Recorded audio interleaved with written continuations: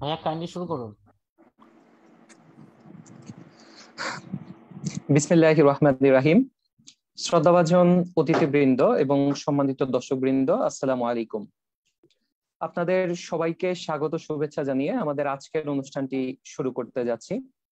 বাংলাদেশ জাতীয়তাবাদী দল বিএনপির মিডিয়া সেল আয়োজিত ও Bangladesh nationalist research and communications BNRC পরিচালিত টক শো ফোকাল পয়েন্টের আজকের আমাদের আলোচনার বিষয় হচ্ছে বিস্মৃতির অতলে তেলিয়াপাড়া বৈঠক। আমাদের আমন্ত্রণে সাড়া দিয়ে আমাদের মাঝে আজকের আলোচনায় অতিথি হিসেবে উপস্থিত আছেন, আলোচক হিসেবে উপস্থিত আছেন মেজর অবসরপ্রাপ্ত সৈয়দ আবু বকর সিদ্দিক, পিএসসি মুক্তিযুদ্ধ বিষয়ক গবেষক। আমাদের মাঝে উপস্থিত আছেন অধ্যাপক ডক্টর মোহাম্মদ কামরুল আহসান, সাধারণ সম্পাদক জাতীয়তাবাদী শিক্ষক ফোরাম জাহাঙ্গীরনগর বিশ্ববিদ্যালয়। সঞ্চালক হিসেবে আছি আমি শাহরিয়ার হক মজুমদার শিমুল, সহদপ্তর সম্পাদক ছাত্রদল কেন্দ্রীয় সংসদ। অত্যন্ত ব্যস্ততার মাঝেও আমাদের আমন্ত্রণে সাড়া দিয়ে আজকের এই আলোচনায় অংশগ্রহণ করার জন্য আমাদের আলোচক বৃন্দকে ধন্যবাদ এবং কৃতজ্ঞতা জানিয়ে আমরা আমাদের মূল আলোচনায় চলে যাচ্ছি। প্রথমেই যেতে চাই মেজর অবসরপ্রাপ্ত সৈয়দ আবু বকর সিদ্দিক ভাইয়ের নিকট। আপনার নিকট আমাদের আজকের প্রথম প্রশ্ন হচ্ছে, তেলিয়াপাড়া জায়গাটি আসলে কোথায় অবস্থিত এবং এই তেলিয়াপাড়ার বৈঠকে কারা অংশ নিয়েছিলেন এবং আমাদের মহান মুক্তিযুদ্ধে তেলিয়াপাড়া বৈঠকের তাৎপর্য আসলে কতটুকু? ধন্যবাদ আজকের এই অনুষ্ঠানে আমাকে আমন্ত্রণ জানানোর জন্য। 4 এপ্রিল 1971 তেলিয়াপাড়া সম্মেলনটি ছিল একটি সামরিক সম্মেলন। এই সম্মেলনটি মূলত সামরিক, বেসামরিক, কূটনৈতিক এবং রাজনৈতিক প্রেক্ষাপটকে নিয়েই হয়েছিল। তেলিয়াপাড়া স্থানটি হলো আমাদের গ্রেটার পার্সপেক্টিভে যদি দেখি, সিলেট এবং কুমিল্লার মাঝখানে হবিগঞ্জ জেলার সীমান্তবর্তী ত্রিপুরা, ভারতের ত্রিপুরা সীমান্তের খুবই কাছাকাছি, kilometres, just right in the border. So এই তেলিয়াপাড়া টি স্টেট, এটি একটি চা বাগান, ব্রিটিশ পিরিয়ড থেকে এটি প্রতিষ্ঠিত। তারপর সেটি পাকিস্তান সময় চলতে থাকে এবং এই তেলিয়াপাড়া টি স্টেটের যে ম্যানেজার, সেই ম্যানেজারের বাংলোতে এই সম্মেলন বা বৈঠকটি হয়। সো আপনি প্রশ্ন করেছেন, আপনার দ্বিতীয় প্রশ্ন ছিল যে কারা উপস্থিত ছিলেন। মূলত মুক্তিযুদ্ধে, স্বাধীনতা যুদ্ধের এটি ছিল ফার্স্ট মিলিটারি কনফারেন্স। সো এই সম্মেলনটি একটি স্বাধীনতা সংগ্রামের একটি জটিল মুহূর্তে, অর্থাৎ যখন উত্তাল বাংলাদেশ, পাকিস্তান বাহিনী যখন বাংলাদেশের উপর আক্রমণ করে এবং 25 তারিখ রাতে ক্র্যাকডাউন করে, তারই প্রেক্ষিতে 5টি ব্যাটালিয়ন সারা বাংলায়, ইস্ট বেঙ্গল রেজিমেন্ট, যারা পাকিস্তানের, পূর্ব পাকিস্তানের সৈনিক ছিল, তারা বিদ্রোহ করে এবং সেই বিদ্রোহের প্রেক্ষাপটেই তখন প্রশ্ন জাগে যে এটি কিভাবে সামনে যাবে। আমার দর্শক বৃন্দ যারা আছেন তাদের জ্ঞাতার্থে বলছি যে তখন আসলেই এটি ছিল একটি প্রশ্ন যে সেনাবাহিনী কার নেতৃত্বে যুদ্ধ করবে, এটির কমান্ড স্টাইল কি হবে, কিভাবে বাংলাদেশকে সেক্টর হিসেবে ভাগ করা হবে, এমন একটি প্রশ্নের প্রেক্ষাপটেই এই তেলিয়াপাড়া যুদ্ধের বা তেলিয়াপাড়া বৈঠকের একটি প্রয়োজনীয়তা দেখা দেয়। এখানে যারা উপস্থিত ছিলেন তারা ছিলেন কর্নেল এমএজি ওসমানী। আমি নামগুলো বলছি, পরবর্তীতে তাদের প্রত্যেকের বিষয়ে আমি বিস্তারিত বলবো। তিনি ছিলেন অবসরপ্রাপ্ত এবং এমএনএ ছিলেন, 70-এর নির্বাচনের এমএনএ ছিলেন। লেফটেন্যান্ট কর্নেল এম এ রব, তিনিও এমএনএ ছিলেন, তিনি অবসরপ্রাপ্ত। মেজর কাজী নুরুজ্জামান, তিনি অবসরপ্রাপ্ত। Major Ziaur Rahman, 8 East Bengal Regiment. Major Shafiullah, 2nd East Bengal Regiment. Major Khaled Mosharraf, 4 East Bengal Regiment. Major Moinul Hossain Chowdhury, Major Shafaat Jamil, 4 East Bengal Regiment. এবং 2nd লেফটেন্যান্ট, যিনি 2nd বেঙ্গলের 2nd লেফটেন্যান্ট হিসেবে, ইনফ্যাক্ট 4 ইস্ট বেঙ্গলের 2nd লেফটেন্যান্ট হিসেবে নতুন অফিসার সৈয়দ ইব্রাহিম, তিনি ইন্টেলিজেন্স অফিসার ছিলেন, তিনি ছিলেন। আর বাংলাদেশের পক্ষ থেকে একজন সিভিল অফিসার যার যিনি এসডিও ছিলেন ব্রাহ্মণবাড়িয়াতে, তিনি সেখানে উপস্থিত ছিলেন, কাজী রকিব উদ্দিন।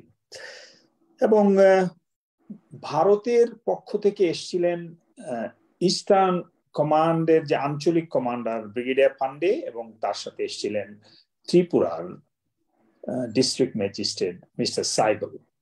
এই 11-12 জনের মতো ব্যক্তি সেখানে ছিলেন। বাইরে, এই মিটিং এর বাইরে একজন উপস্থিত ছিলেন, তিনি ছিলেন মেজর নুরুল ইসলাম শিশু। তিনি সেখানেই ছিলেন, বাট কনফারেন্স রুমে ছিলেন না, পাশেই ছিলেন। সো আমি যারা ছিলেন তাদের বিষয়ে বললাম। আর এর তাৎপর্য যদি বলতে বলেন তাহলে এটি একটি অসাধারণ সম্মেলন। এটিকে আমরা বলতে পারি ওয়ার কাউন্সিল, এটিকে বলতে পারি আমরা সামরিক ফার্স্ট সম্মেলন। এর মাধ্যমে যে বিষয়গুলো বের হয়ে আসছে সেগুলো হলো, প্রথম সিদ্ধান্ত হয় যে এই মুক্তিযুদ্ধ বা স্বাধীনতা যুদ্ধটিকে কমান্ড করার জন্য একজন military officer, senior military officer দরকার। সেখানে কর্নেল এমএজি ওসমানী ছিলেন সিনিয়র মোস্ট, সুতরাং তিনি নেতৃত্ব নেন। ওই মিটিং এ সেই সিদ্ধান্ত হয়, এবং এটি অনেক আলোচনার প্রেক্ষাপটে তারপর সিদ্ধান্তটি হয়। তিনি প্রায় দীর্ঘ 1 ঘন্টা আলোচনার পরে সবার রিকোয়েস্টের মাধ্যমে তিনি Colonel MAG Osmani take over করেন। তারপরে যে সিদ্ধান্ত হয়, দ্বিতীয় বিষয়টি ছিল যে এই যে যুদ্ধ চলবে, বা আমরা যে বিদ্রোহ করলাম, বা আমরা যে প্রতিরোধ যুদ্ধ শুরু করছি, মুক্তিযুদ্ধ শুরু করছি, এটি কিভাবে হবে, একটি ডিসিপ্লিনের ভিতরে আনা, সাংগঠনিক কাঠামোতে আনা। তখন সিদ্ধান্ত হয় যে ওকে, 4টি সেক্টর হবে। সেই 4টি সেক্টরকে মূলত দায়িত্ব দেওয়া হয়। এখানে যারা সিনিয়র ছিলেন, major Ziaur Rahman senior most, তারপরে মেজর শফিউল্লাহ, তারপর মেজর খালেদ মোশাররফ, এবং মেজর আবু ওসমান, তিনি ইনফ্যাক্ট ইপিআর, বর্তমানে পরে বিডিআর, এখন বিজিবি, তার নেতৃত্বে তিনি কুষ্টিয়াতে ছিলেন। তো ওনাকে সেই দায়িত্ব দেওয়া হয়। তো 4টি সেক্টর এই প্রথম দিকে সিদ্ধান্ত নেওয়া হয়। পরবর্তীতে এই 4টি সেক্টরকে জুলাইয়ে সেটি 6টি সেক্টর করা হয়। পরবর্তীতে এটি 11টা সেক্টর হয়, আপনারা জানেন।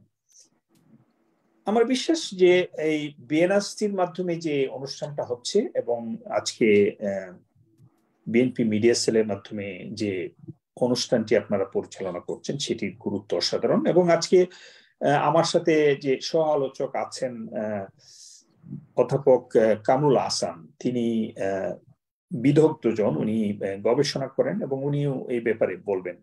তো এর তাৎপর্যটা হলো যে এই মুক্তিযুদ্ধে বা স্বাধীনতা যুদ্ধের প্রথম বৈঠকেই সিদ্ধান্ত হয় যে আমাদের যুদ্ধটি কিভাবে সামনে যাবে। সেখানে 3টি প্রশ্ন আসে। একটি হলো যে আমাদের তো গোলা বারুদ, অস্ত্র, সরঞ্জামাদি সীমিত, 5টি ব্যাটালিয়ন, মাত্র 3000 বা 3500 সৈনিক এখানে। আর ইপিআর এর ছিল এবং পুলিশ ছিল, তারাও বিদ্রোহ করেছে, ধাপে ধাপে তারা বের হয়ে এসছে।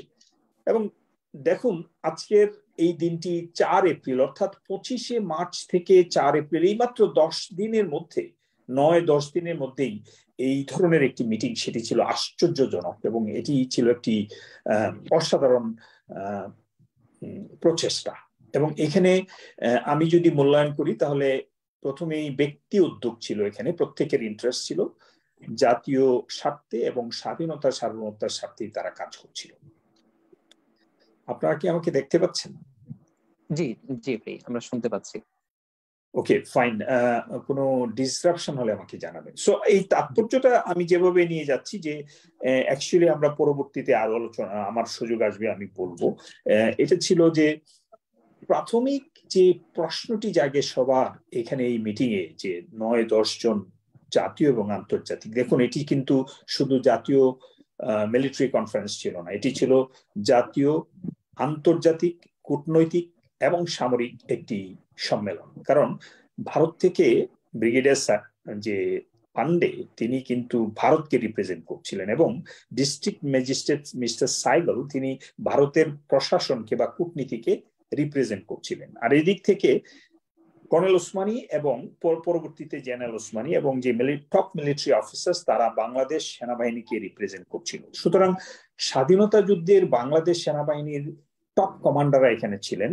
সাথে কাজী রকিবউদ্দিন সাহেব, তিনি সিভিল প্রশাসন এবং ডিপ্লোম্যাটিক সাইডটাও তিনি রিপ্রেজেন্ট করছিলেন। সো সেই সূত্রে আমি যদি বলতে চাই যে এই অনুষ্ঠানটি ছিল স্বাধীনতা যুদ্ধের, এই বৈঠকটি ছিল স্বাধীনতা যুদ্ধের সামরিক, বেসামরিক, কূটনৈতিক, এমনকি পরবর্তীতে রাজনৈতিক দিক নির্দেশনার জন্য একটি লাইট হাউস। এটি ছিল একটি স্তম্ভ, এটি ছিল একটি লঞ্চিং প্যাড। সো তাৎপর্যটা এই জন্যই বলছি যে আপনি যে প্রশ্ন করছেন খুবই গুরুত্বপূর্ণ প্রশ্ন। তাৎপর্য ছিল যে আমাদের কূটনৈতিক সম্পর্ক কি ছিল, কার সাথে ছিল, নাই। আমাদের সামরিক শক্তি কি ছিল, নাই। আমাদের রাজনৈতিক সিদ্ধান্ত কি ছিল, নাই। আমাদের মূলত সামাজিক, রাজনৈতিক, সামরিক এবং বেসামরিক সবকিছু অস্থির অবস্থায়, একটি উত্তাল অবস্থায়, যেখানে পাক বাহিনী 25শে মার্চ অপারেশন জ্যাকফোর্টের নামে যে ক্র্যাকডাউন করেছিল, সেদিন প্রথম রাতেই অসংখ্য হাজার হাজার মানুষকে হত্যা করেছে। এমন একটি হত্যা নিধনের প্রতিরোধ বা এর বিরুদ্ধে যুদ্ধ ঘোষণা, এর জন্য প্রথম ডাকটি আসে মেজর জিয়াউর রহমান, 8 ইস্ট বেঙ্গলের উপঅধিনায়ক হিসেবে। তিনি 26শে মার্চ তিনি স্বাধীনতার ডাক দেন। ইনফ্যাক্ট 25শে মার্চ রাত 11টায় তিনি বলেছিলেন উই রিভোল্ট, এবং এরপরে তিনি রাত 1টা অর্থাৎ 26 মার্চ প্রত্যুষে 1:15 300 সৈনিকের সামনে দাঁড়িয়ে তিনি বলেছিলেন আবার উই রিভোল্ট। তারপর তিনি কালুরঘাট স্টেশনে যে তিনি স্বাধীনতার ঘোষণা দেন। এবং সেই স্বাধীনতার ঘোষণা কি কার সিদ্ধান্ত ছিল? এটি ছিল জিয়াউর রহমানের সিদ্ধান্ত, এটি ছিল মিলিটারি কমান্ডার হিসেবে তার সিদ্ধান্ত। এখানে কোনো রাজনৈতিক নির্দেশনা ছিল না, এখানে কোনো আওয়ামী লীগের কোনো নির্দেশনা ছিল না। আওয়ামী লীগ যে কাজটা করতে পারত, আওয়ামী লীগের নেতৃবৃন্দ যেটা করতে পারত, সেটি তিনি মিলিটারি অফিসার হিসেবে, একজন সেকেন্ড ইন কমান্ড হিসেবে সেদিন করেছিলেন।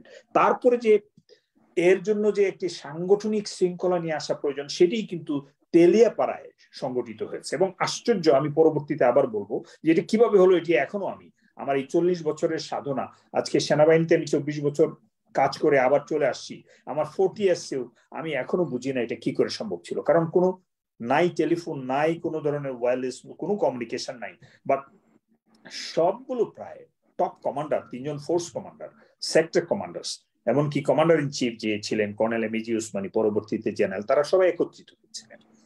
সুতরাং এইখানে যে প্রশ্নটা আসছিল যে আমাদের কূটনৈতিক সম্পর্ক স্থাপন করতে হবে, এবং এই সবগুলো প্রশ্নই কিন্তু যাচ্ছিল ভারতের দিকে, এবং ভারতের রিপ্রেজেন্টেটিভ মিলিটারি এবং সিভিল বসা ছিল।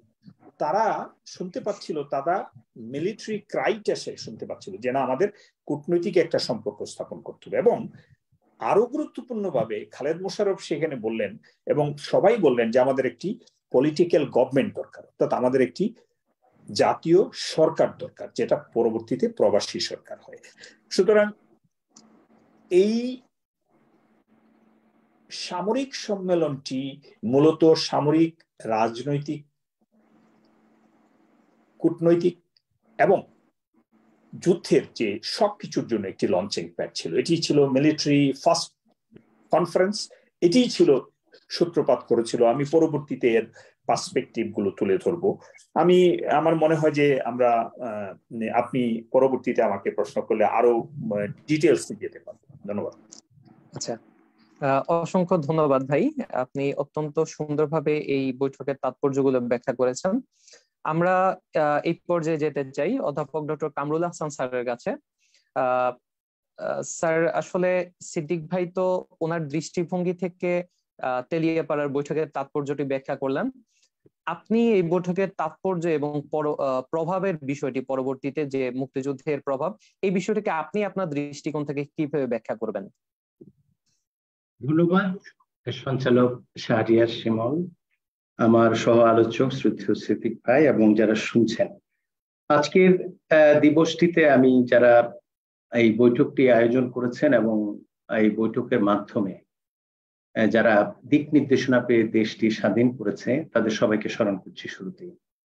দেখুন, আমাদের মেজর সিদ্দিক ভাই, অবসরপ্রাপ্ত মেজর সিদ্দিকুর রহমান যে আবু বকর সিদ্দিক যেটা বলেছেন, সেটা একটা পরিচয় আমরা পেয়েছি। আমি এটার সাথে একটু যুক্ত করতে চাই, তিনি এটার মূলত বিশেষজ্ঞ, কিন্তু একজন সাধারণ পাঠক শ্রোতা হিসাবে যেটা আমার অনুভূতি সেটা হচ্ছে, দেখুন ৭১ মার্চের প্রথম দিকে যখন পাকিস্তান ন্যাশনাল অ্যাসেম্বলি সেশন বন্ধ হয়ে যায়, আমি খেয়াল করে দেখেছি যে তারপর থেকেই কিন্তু বাঙালি অফিসার যারা ছিল পাক আর্মিতে তাদেরকে সাসপেন্ড করা শুরু হয়, কাউকে নিরস্ত্র করা হয়, কাউকে কাউকে আবার বদলি করে একেবারে অগুরুত্বপূর্ণ স্থানে পাঠানো হয়।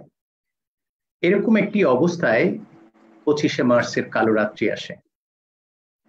তাহলে দেখা যাচ্ছে যে আমরা যখন আক্রান্ত হই তখন পাকিস্তান আর্মিতে আমাদের যে রণাঙ্গনের যোদ্ধারা ছিল তারা কিন্তু অবস্থানগত দিক থেকে বেশ সংকটাপন্ন অবস্থায় ছিল এবং সেই সুবিধায় ছিল না, নিরস্ত্র ছিল অনেকেই। আমরা দেখেছি যে দেশপ্রেমের মহান ব্রত পালন করতে গিয়ে অখ্যাত একজন মেজর জিয়া স্বাধীনতার ঘোষণা করেন এবং নিশ্চয়ই ও সময় আমাদের তৎকালীন নেতার পক্ষ থেকে উনি বলেছেন এবং নিজের ব্যক্তিগত পক্ষ থেকেও তিনি বলেছেন, স্বাধীনতার ঘোষণা দিয়েছেন। আমরা পাঠ করি বিভিন্ন পুস্তকে, মতান্তরে নানা ধরনের মত আছে। ধরে নিলাম প্রত্যেকটার নির্যাস যদি এই হয়, জিয়াউর রহমান স্বাধীনতার ঘোষণা দেওয়ার পর যে যুদ্ধটি চলছিল সেটি কিন্তু বিক্ষিপ্ত এবং জনযুদ্ধ ছিল। এই যুদ্ধটি ওই অর্থে আমরা আসলে এই যুদ্ধটিকে ওই অর্থে আমরা একটা দেশ স্বাধীন হওয়ার জন্য যে যুদ্ধ, সেই যুদ্ধের রূপ দেখতে পাই না। এটা বিচ্ছিন্নতাবাদীরা, সন্ত্রাসীরা, আমরা বিভিন্ন মিডিয়ায় দেখেছি পাকিস্তান যেভাবে প্রচার করেছিল যে বিচ্ছিন্নতাবাদীরা রিভোল্ট করেছে, ঠিক সেরকম একটি অবস্থায় আপনি দেখুন ২৫ তারিখের পর থেকে ৪ঠা এপ্রিল, ৫ আর এদিকে হচ্ছে ৪ দিন, এই ৯-১০ দিনের মধ্যেই আমাদের এই বীররা বিচ্ছিন্নভাবে, আপনি জানেন জিয়াউর রহমান কোন এলাকায় ছিলেন, আমরা জানি হচ্ছে বিপ্লব উদ্যানে, উনি চট্টগ্রামে ছিলেন এবং সেই এলাকায় তিনি সেকেন্ড ইন কমান্ড ছিলেন, সিদ্দিক ভাই বলেছেন। এবং সেই জায়গায় থেকে যেইভাবে উই রিভোল্ট বলার পর যুদ্ধ চালিয়ে যাওয়া প্রয়োজন উনি করেছেন এবং অন্যান্য সেক্টরে অন্যান্য আমরা দেখেছি খালেদ মোশাররফ, তারপর সফিউল্লাহ সহ অন্তত এই দুইজন কেএম সফিউল্লাহ এবং খালেদ মোশাররফ, তাদের অবস্থানটা জানা গিয়েছে সেই সময়, মেজর জিয়া সহ, যেটা আমরা জানি ভারতের ডিজি অফ বিএসএফ যেটা ছিল ত্রিপুরায়, তার মাধ্যমে আমরা তখন একজন আরেকজনের সঙ্গে যোগাযোগ করার একটা সুযোগ তৈরি হয় এবং কে কোথায় কিভাবে আছে, যেখানে অবশ্যই খালেদ মোশাররফের অত্যন্ত গুরুত্ব রয়েছে। তিনি এই প্রক্রিয়াটি শুরুতেই অর্গানাইজ করার একটা চেষ্টা করেন এবং ইতিমধ্যেই জানতে পারেন যে এমএজি ওসমানী তিনি আগরতলায় আছেন, সফিউল্লাহ এবং খালেদ মোশাররফ কুমিল্লা ব্রাহ্মণবাড়িয়া জোনে আছেন, জিয়াউর রহমান চট্টগ্রামে আছেন। তারা কিন্তু বিচ্ছিন্নভাবে উই রিভোল্ট বলে তিনি যুদ্ধ চালিয়ে যাচ্ছেন, কিন্তু এটা একটা সন্ত্রাসী গোষ্ঠীর বিচ্ছিন্নতাবাদী আন্দোলন হিসাবে পরিচিত হবে। সেই বিবেচনায় এই রণাঙ্গনের যোদ্ধা যারা, তাদের কিন্তু এই পরিকল্পনাটার ঐতিহাসিক গুরুত্ব এখানে তারা চিন্তা করেছে, যদি আমরা এটাকে একটি প্রভিশনাল গভর্নমেন্টের একটা ফর্ম দিতে না পারি, তাহলে পার্শ্ববর্তী দেশ বিশেষ করে ইন্ডিয়া এবং বিশ্বের অন্যান্য জায়গা থেকে যে রাজনৈতিক সহায়তা, কূটনৈতিক সহায়তা এবং অন্য যে সাহায্য সহযোগিতা মহান স্বাধীনতার সেই উদ্দেশ্য পূরণের জন্য যেটা প্রয়োজন, সেটা সম্ভব নয়। তেলিয়াপাড়ার ৪ তারিখের এই সভাটি হচ্ছে ২৫ থেকে আপনি এপ্রিলের ৪ তারিখ পর্যন্ত দেখুন পর্যায়ক্রমে, অর্থাৎ ৩০ তারিখ খালেদ মোশাররফ গেলেন, ১ তারিখ সফিউল্লাহ গেলেন, জিয়াউর রহমান ৩ তারিখে আসলেন, ৪ তারিখে পান্ডে এবং এমএজি ওসমানী আসলেন। আপনারা সিদ্দিক ভাইয়ের কাছে শুনেছেন তেলিয়াপাড়া জায়গাটা কোথায়, তার মানে সবাই একত্রিত হলেন। উদ্দেশ্যটা কি? উদ্দেশ্য হচ্ছে একটি রাজনৈতিক স্ট্রাকচার দেওয়া, যুদ্ধটাকে একটি প্রভিশনাল গভর্নমেন্ট তৈরি করতে হবে। এই যে রণাঙ্গনের যোদ্ধাদের এই চিন্তাটা আমি সবাইকে ভাগ করে দিতে চাই যারা আছে। জিয়াউর রহমানের স্বাধীনতার ঘোষণার এই নজিরবিহীন সাহসের এবং দেশপ্রেমের যেই ঘোষণা, সেই ঘোষণা খালেদ মোশাররফ এবং সফিউল্লাহকে উৎসাহিত করেছে। পান্ডে যখন অবহিত করলেন যে জিয়া এইভাবে সেই ভারতের ফেনী নদীর ভারতের অংশে রামগড় যে জায়গাটা, সেই জায়গায় আছেন এবং তিনি তার সহযোদ্ধাকে নিয়ে, মীর শওকতকে নিয়ে যুদ্ধ চালিয়ে যাচ্ছেন, তখন তারা শক্তি পায়। এবং আমাদের অবশ্যই বলতে হবে পান্ডের সেই সহযোগিতা, সেটা যে কারণেই হোক, সেটা ইতিহাসের বিশ্লেষকরা বলবেন, তার সহযোগিতায় জিয়াউর রহমানের এই স্বাধীনতার ঘোষণা এবং যুদ্ধ চালিয়ে যাওয়া, যখন আমাদের নেতা গ্রেপ্তার হয়ে উনি দেশে নেই, রাজনৈতিক বিশাল শূন্যতা, কে দায়িত্ব নেবে কেউ জানে না, সবাই বিক্ষিপ্ত বিচ্ছিন্ন। বিশেষ করে সেক্টর 3, 4, 3 কিংবা 1, তাদের তো খবরই জানা যায়নি তখন। শুধু জানা গেছে যোগাযোগের মধ্যে কিছুটা একত্রিত করতে পেরেছিল শুরুর দিকে আমরা খালেদ মোশাররফ, শফিউল্লাহ এবং জিয়াউর রহমানের এই অংশ। তাতে বোঝা যায় শুরুর দিকে সাংগঠনিক তৎপরতা এবং অ্যাক্টিভিটিজের দিক থেকে তারা এগিয়েছিলেন। এবং পরবর্তীতে ওসমানীর এই সম্পৃক্ততা এবং পার্শ্ববর্তী দেশের এই সহায়তা আমাদেরকে দিল্লির সমর্থন পাওয়ার যে বিষয়টা, সেটাই প্রথমত সাহায্য করেছে। কারণ এরকম একটা বড় যুদ্ধে একটি প্রভিশনাল গভর্নমেন্ট, ইন্ডিয়ার সাপোর্ট পাওয়াটা খুবই ন্যাচারাল এবং সেটা খুব জরুরি ছিল। তা না হলে পাকিস্তান যেভাবে প্রচার করছিল যে এটা একটা বিচ্ছিন্নতাবাদীদের যুদ্ধ, এবং আমরা দেখেছি দীর্ঘমেয়াদে ভিয়েতনাম, আলজেরিয়াতে কি হয়েছে আপনারা দেখেছেন, দীর্ঘ সময় যুদ্ধ করতে হয়েছে, কিন্তু আমরা খুব অল্প সময় পেরেছি। তো এত অল্প সময়ে এত বড় একটা শক্তির বিরুদ্ধে প্রায় নিরস্ত্র মানুষ, নিরস্ত্র আর্মি এবং প্রতারিত বিতাড়িত চাকরি হারানো আর্মি, পুলিশ, জনতা, তারা কি করে এরকম একটি প্রশিক্ষিত এবং নিষ্ঠুর বাহিনীর বিরুদ্ধে জয়লাভ করেছে, তার প্রেক্ষাপট তৈরি হয়েছিল 4 তারিখ। কিভাবে তৈরি হয়েছে, সেখানে যখন তারা বসেছে, তারা প্রথমে অনুমান করেছে এবং এই ধারণাটা পোষণ করেছে একটি সরকার, প্রভিশনাল গভর্নমেন্ট করতে হবে। সেই জন্য আমি 4 তারিখের এই বিশেষ বৈঠকটাকে বাংলাদেশের, বিশেষ করে আমি ব্যক্তিগতভাবে, আমি জানি না অন্য কেউ আমার সঙ্গে একমত হবেন কিনা, আমি বলতে চাই বাংলাদেশের মুক্তিযুদ্ধের প্রথম মিলিটারি হেডকোয়ার্টার এটা। এই তেলিয়াপাড়াই হচ্ছে ফার্স্ট মিলিটারি হেডকোয়ার্টার। এই সেখানেই তখন কতজন উপস্থিত ছিলেন, কিভাবে উপস্থিত ছিলেন, গভীরভাবে গবেষণা করেন সিদ্দিক ভাই, তিনি বলতে পারবেন। আমি কোথাও দেখেছি 27 জনের উল্লেখ করা আছে, এটা শুধুমাত্র বই পড়ে আমাদের শেখা, কিন্তু একেবারে গভীর গবেষণায় সংযুক্ত আমাদের অবসরপ্রাপ্ত মেজর সিদ্দিক ভাই নিশ্চয়ই বলতে পারবেন। সম্ভবত 12 জন সবাই অংশগ্রহণ করেছিলেন এবং বাকিরা তাদের সহযোগিতায় বিভিন্নভাবে প্রোটেকশন দেওয়ার জন্য ছিলেন। সব মিলে 27 জন ছিলেন। ফলে আমি মনে করি এই যে বৈঠকটায় যে বিষয়টা সবচেয়ে বেশি গুরুত্বপূর্ণ ব্যক্তিগত আমি মনে করি, সেটা হচ্ছে আমাদের যদি এই ধরনের একটি বৈঠক না হতো, তাহলে কূটনৈতিক যোগাযোগ, অর্থনৈতিক এবং সামরিক সাহায্য বহির্বিশ্ব থেকে পাওয়ার যেটা দরকার ছিল, সেটা পাওয়া সম্ভব হতো না এবং কোনোভাবেই এত দ্রুত সেটা লক্ষ্যে পৌঁছানো সম্ভব। এর সঙ্গে একটু যুক্ত করতে চাই, আপনি দেখুন পৃথিবীর ইতিহাস যদি আপনি চর্চা করেন, তাহলে দেখবেন যে সামরিক জান্তারা যখন এই ধরনের দেশ স্বাধীনতার যুদ্ধে ঘটনাচক্রে জড়িয়ে পড়ে, তারা যুদ্ধ উত্তর সফলতার সুবিধাটা নিজেরা গ্রহণ। আপনি দেখুন মেজর জিয়া, স্বাধীনতার ঘোষক মেজর জিয়া, খালেদ মোশাররফ কিংবা শফিউল্লাহ, আপনি দেখুন তারা চাইলে সেই বৈঠকের পর যুদ্ধটা চালিয়ে গিয়ে নিজেরাই ক্ষমতায় আসতে পারতেন, কিন্তু তারা মনে করেছেন পশ্চিম পাকিস্তানিদের অত্যাচার, আমাদের দীর্ঘদিনের গণতন্ত্রহীনতা, এই যে আমাদের বিমানতা সুলভ আচরণ, তার বিরুদ্ধে এই সংগ্রাম শুধু ক্ষমতায় আহরণের সংগ্রাম নয়, প্রধানমন্ত্রী হওয়ার সংগ্রাম নয়, এটা হচ্ছে ভাত কাপড় রুটি রুজির নিশ্চয়তা, স্বাধীনভাবে কথা বলা, নিজেদের ইচ্ছা অনুযায়ী চলা, মানুষের মর্যাদা নিয়ে বেঁচে থাকার সংগ্রাম ছিল।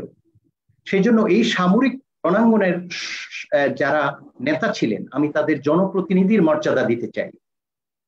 তারা মনে করেছেন একটি প্রভিশনাল গভর্নমেন্ট যদি না থাকে, তাহলে শুধুমাত্র এই ধরনের যুদ্ধে হয়তো জয়লাভ করা যাবে, কারণ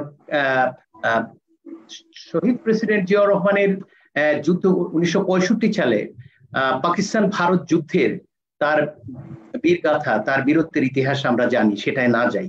ফলে এরকম একজন অভিজ্ঞ মানুষ এবং তার সঙ্গে খালেদ মোশাররফ, শফিউল্লাহ সহ পরবর্তীতে 11টি সেক্টরে ভাগ হওয়া প্রশিক্ষিত দেশপ্রেমিক সেক্টর কমান্ডারের নেতৃত্বে হয়তোবা দেশ স্বাধীন হতো এবং ক্ষমতায় তারাই মন্ত্রী, তারাই রাষ্ট্রপ্রধান হতে পারতেন, কিন্তু তারা সেটা করেননি। কারণ তারা চেয়েছেন এদেশের মানুষের সংগ্রাম, আমাদের নেতৃবৃন্দের সংগ্রাম ছিল ভাত কাপড়, রুটি রুজি, কথা বলার স্বাধীনতা এইসব নিশ্চিত করা, অর্থাৎ অর্থনৈতিক রাজনৈতিক স্বাধীনতা নিশ্চিত করা। সেই জন্য তারা ওই আমাদের সেই প্রভিশনাল গভর্নমেন্ট করেছে।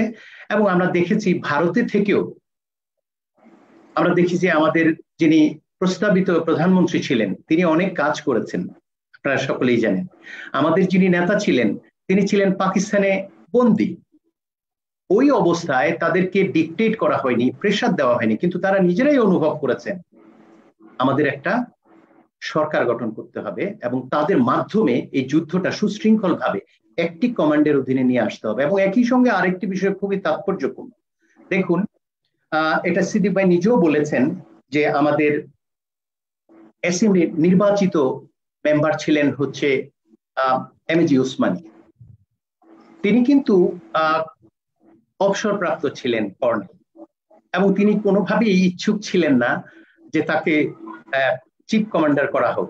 তাকে অনুরোধ করে আসলে চিফ কমান্ডার করা হয়েছে। এর আগে একটি সিদ্দিক ভাইয়ের আলোচনা আমি শুনেছি এটা। তো উনি যখন একমত হলেন, উনি আগরতলায় ছিলেন, উনি দেশে আসলেন, সেই প্রধান হওয়ার সুযোগটা কিন্তু স্বাধীনতার ঘোষক জিয়াউর রহমানের ছিল। উনি তখন প্রমাণ করেছেন যার যেই জায়গায় যাওয়া প্রয়োজন তাকে সেই মর্যাদা দিতেন, তিনি সেই সুযোগটি গ্রহণ করেন। যিনি প্রকৃত সুযোগ, যিনি উপযুক্ত তাকেই তিনি দিয়েছেন। কারণ এমএজি ওসমানী একই সঙ্গে জনপ্রতিনিধি এবং মিলিটারি লিডার ছিলেন। ওনার দুটো গুণ ছিল, এবং ওই সময় দেশ স্বাধীন করবার জন্য চিফ কমান্ডার হওয়ার জন্য যে যোগ্যতা প্রয়োজন, যে কোনো বিবেচনায় এমএজি ওসমানী আসলে যোগ্য ছিলেন। ফলে এই রণাঙ্গনের যোদ্ধাদের আমি সেক্টর কমান্ডারদের স্মরণ করতে চাই বিনম্র শ্রদ্ধায়। এবং আমি বিশ্বাস করি ওই সময়ে তারা যদি সিদ্ধান্তে দেন তাহলে আমাদের কিছু হতে পারতো। দেখুন 4 তারিখের পরে 10 তারিখের মধ্যেই আরেকটি সভা আহ্বান করেছেন তারা, এবং এর মধ্যেই প্রভিশনাল গভর্নমেন্ট থেকে শুরু করে যা যা প্রক্রিয়া করা প্রয়োজন এবং একটা নির্দিষ্ট নেতৃত্বের মাঝখানেও কতটা সিস্টেমেটিক ছিলেন তারা, যেহেতু ওনারা রণাঙ্গনের যোদ্ধা, ওনাদের সামরিক ট্রেনিং ছিল। সেখানে আমরা দেখেছি যে ওসমানীর দায়িত্বে ছিল প্রভিশনাল গভর্নমেন্ট আসার আগ পর্যন্ত এই সকল বাহিনী। তাহলে এই যে 4 তারিখের সভা, এটা হচ্ছে আমাদের প্রথম অ্যাসেম্বলি আমার মনে হয়। 4 তারিখের সভাটাকে আমার মনে হয় এমন একটি জায়গায় হয়েছে যেটা বাংলাদেশের হেডকোয়ার্টার, মিলিটারি হেডকোয়ার্টারে হয়েছে। এবং আমি মনে করি বাংলাদেশের সামরিক বাহিনী এবং রণাঙ্গনের যোদ্ধারা দেশ স্বাধীন করবার জন্য যে প্রক্রিয়ায় শুরু করেছেন সেটা পৃথিবীর অন্য দেশগুলোর সাথে মিলে না। কারণ আমাদের গোল টেবিলে বসে পৃথিবীর বহু রাষ্ট্র স্বাধীন হয়েছে আলোচনার মাধ্যমে, এবং সেই স্বাধীন রাষ্ট্রে সরকারি আদেশে সামরিক বাহিনী এবং একটা পদ্ধতিতে নিয়োগ প্রক্রিয়া প্রচলিত ছিল। কিন্তু বাংলাদেশের এই রণাঙ্গনের আর্মিরা তারা তাদের নিরস্ত্র করা হয়েছে পাক আর্মি থেকে, তাদের বরখাস্ত করা হয়েছে, অগুরুত্বপূর্ণ জায়গায় পাঠিয়ে দেওয়া হয়েছে, নির্যাতিত ছিল তারা যুদ্ধ করে দেশ স্বাধীন করেছে। ফলে বাংলাদেশের এই রণাঙ্গনের সৈনিকদের মূল্যায়ন করবার ক্ষেত্রে এই বিষয়টা স্মরণ রাখা খুবই জরুরি। সেই জন্য আমি মনে করি যে এই 4 তারিখ অর্থাৎ 4 এপ্রিল অত্যন্ত গুরুত্বপূর্ণ। কিন্তু আমি এই কথাটি শেষে বলবার ইচ্ছা ছিল, এখন আগেই একটু বলি। সেটা হচ্ছে, দেখুন কোনো মিডিয়াতে 4 তারিখ নিয়ে কোনো আলোচনা নেই। আমি ভাবতে পারি না এটা কি করে হয়। ইলেকট্রনিক মিডিয়া নেই, প্রিন্ট মিডিয়া নেই। আমি ধন্যবাদ জানাই বিএনআরসি এবং বিএনপির মিডিয়া সেলকে। এবং আমি যখন I was really lost. Why is not that given a required importance by print media and electronic media. তখন আমি দেখলাম যে এটার কারণটা হচ্ছে এটা যে যখন নেতৃত্ব শূন্য ছিল বাংলাদেশ 25 তারিখ থেকে জিয়াউর রহমানের স্বাধীনতা ঘোষণার আগ পর্যন্ত, তখন আমি দেখেছি যখন কেউ নেই তখন একজন থাকে, তিনি জিয়াউর রহমান এবং 11 জন সেক্টর কমান্ডার। ঠিক একইভাবে 4 তারিখে যখন কেউ নেই, জিয়ার আদর্শে বিশ্বাসী সংগঠন বিএনপির মিডিয়া সেল যখন কেউ নেই, তারাই তো থাকবার কথা, এবং পিএনআরসি তারাই তো থাকবার কথা। সেই জন্য আমি যতটা আহত হয়েছি সমান আশ্বস্ত হয়েছে। এ পর্যায়ে আমি সিদ্দিক ভাইয়ের কাছ থেকে আরো একটু শুনতে চাই, শিখতে চাই। জি স্যার, আপনাকে অসংখ্য ধন্যবাদ। আপনি অত্যন্ত সুন্দরভাবে আমাদের এই 4 তারিখের বৈঠকের তাৎপর্যটি ব্যাখ্যা করেছেন। এই পর্যায়ে আমরা আবারও সিদ্দিক ভাইয়ের কাছে যেতে চাই।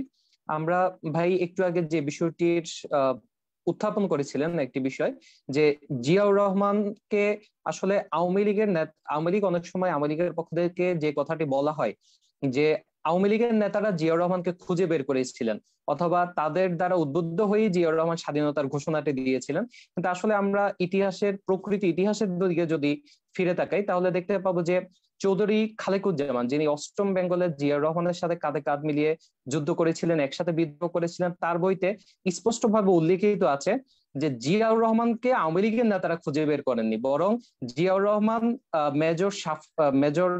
একজন মেজরকে পাঠিয়ে চট্টগ্রাম শহরে আওয়ামী লীগের নেতাদেরকে খুঁজে খুঁজে বের করেছিলেন, এবং বিভিন্ন মাধ্যমে সেখানকার যে টেলিফোন অপারেটর তাকে ফোন করে তার বিভিন্ন মাধ্যমে ধরে এসপি সহ এবং অন্যান্য প্রশাসনের অন্যান্য যারা ছিল তাদেরকে উনি নিজে খুঁজে বের করেছিলেন। জিয়াউর রহমানকে কিন্তু কেউ খুঁজে বের করেনি। তো আমরা এই পর্যায়ে সিদ্দিক ভাইয়ের কাছ থেকে জানতে চাই যে আমাদের এই যে ঐতিহাসিক বৈঠক, এই বৈঠকে জিয়াউর রহমানের ভূমিকা কেমন ছিল, অন্যান্য যারা আয়োজনের সাথে সংশ্লিষ্ট ছিলেন এই প্রক্রিয়াটি কেমন ছিল, এবং আরেকটি যে বিষয় স্যার অত্যন্ত গুরুত্বপূর্ণ বিষয় উত্থাপন করেছেন যে আমাদের প্রিন্ট ইলেকট্রনিক মিডিয়া থেকে সর্বক্ষেত্রে তেলিয়াপাড়ার যে ঐতিহাসিক গুরুত্ব, এটি যে আসলে হারিয়ে গেছে বা একেবারেই বিষয়টি আলোচনায় আসে না, অপ্রাসঙ্গিক বানিয়ে দেওয়া হয়েছে, এই বিষয়টি আসলে কেন হচ্ছে, এই বিষয়টিরও আপনার কাছ থেকে একটু ব্যাখ্যা শুনতে চাই।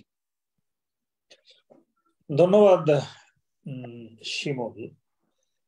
আসলে আমরা এমন একটি বিষয় নিয়ে আজকে কথা বলছি, আমি খুবই গর্বিত বোধ করছি যে আমি বাংলাদেশ সেনাবাহিনীর একজন অফিসার হিসেবে আমি 24 বছর কাজ করেছি, আমি জাতীয় আন্তর্জাতিক প্রেক্ষাপটে কাজ করেছি, আমি বিশ্ব শান্তিতে কাজ করেছি। আজকে অধ্যাপক কামরুল হাসান সঠিকভাবে বলেছেন, এবং এইখানে আমরা যদি গভীর বিশ্লেষণে যাই তাহলে আমরা দেখব যে ইতিহাস স্পষ্ট, ইতিহাসের স্পষ্ট কিছু টাইমলাইন আছে। আমরা যদি প্রেক্ষাপট মার্চ দেখি তাহলে মার্চে একটা মিলিটারি বিল্ড আপ হয়। আমি আপনার প্রথম প্রশ্নের উত্তরে আসছি যে জিয়াউর রহমানের অ্যাকচুয়ালি তার অবস্থানটা কোথায় ছিল। এই যে মিলিটারি বিল্ড আপটা, পাকিস্তান যে মিলিটারি অর্থাৎ সামরিক একটা কনসেন্ট্রেশন করছিল বাংলাদেশে, সেখানে 26,000 বা সামথিং লাইক 20,000 ফোর্সকে তারা উন্নীত করে মার্চের মধ্যে এটিকে 70,000-এ নিয়ে যায়। এই যে কনসেন্ট্রেশন, সেটি বাংলাদেশের সামরিক অফিসার বিশেষ করে যারা সিনিয়র তারা বুঝতে পারছিলেন।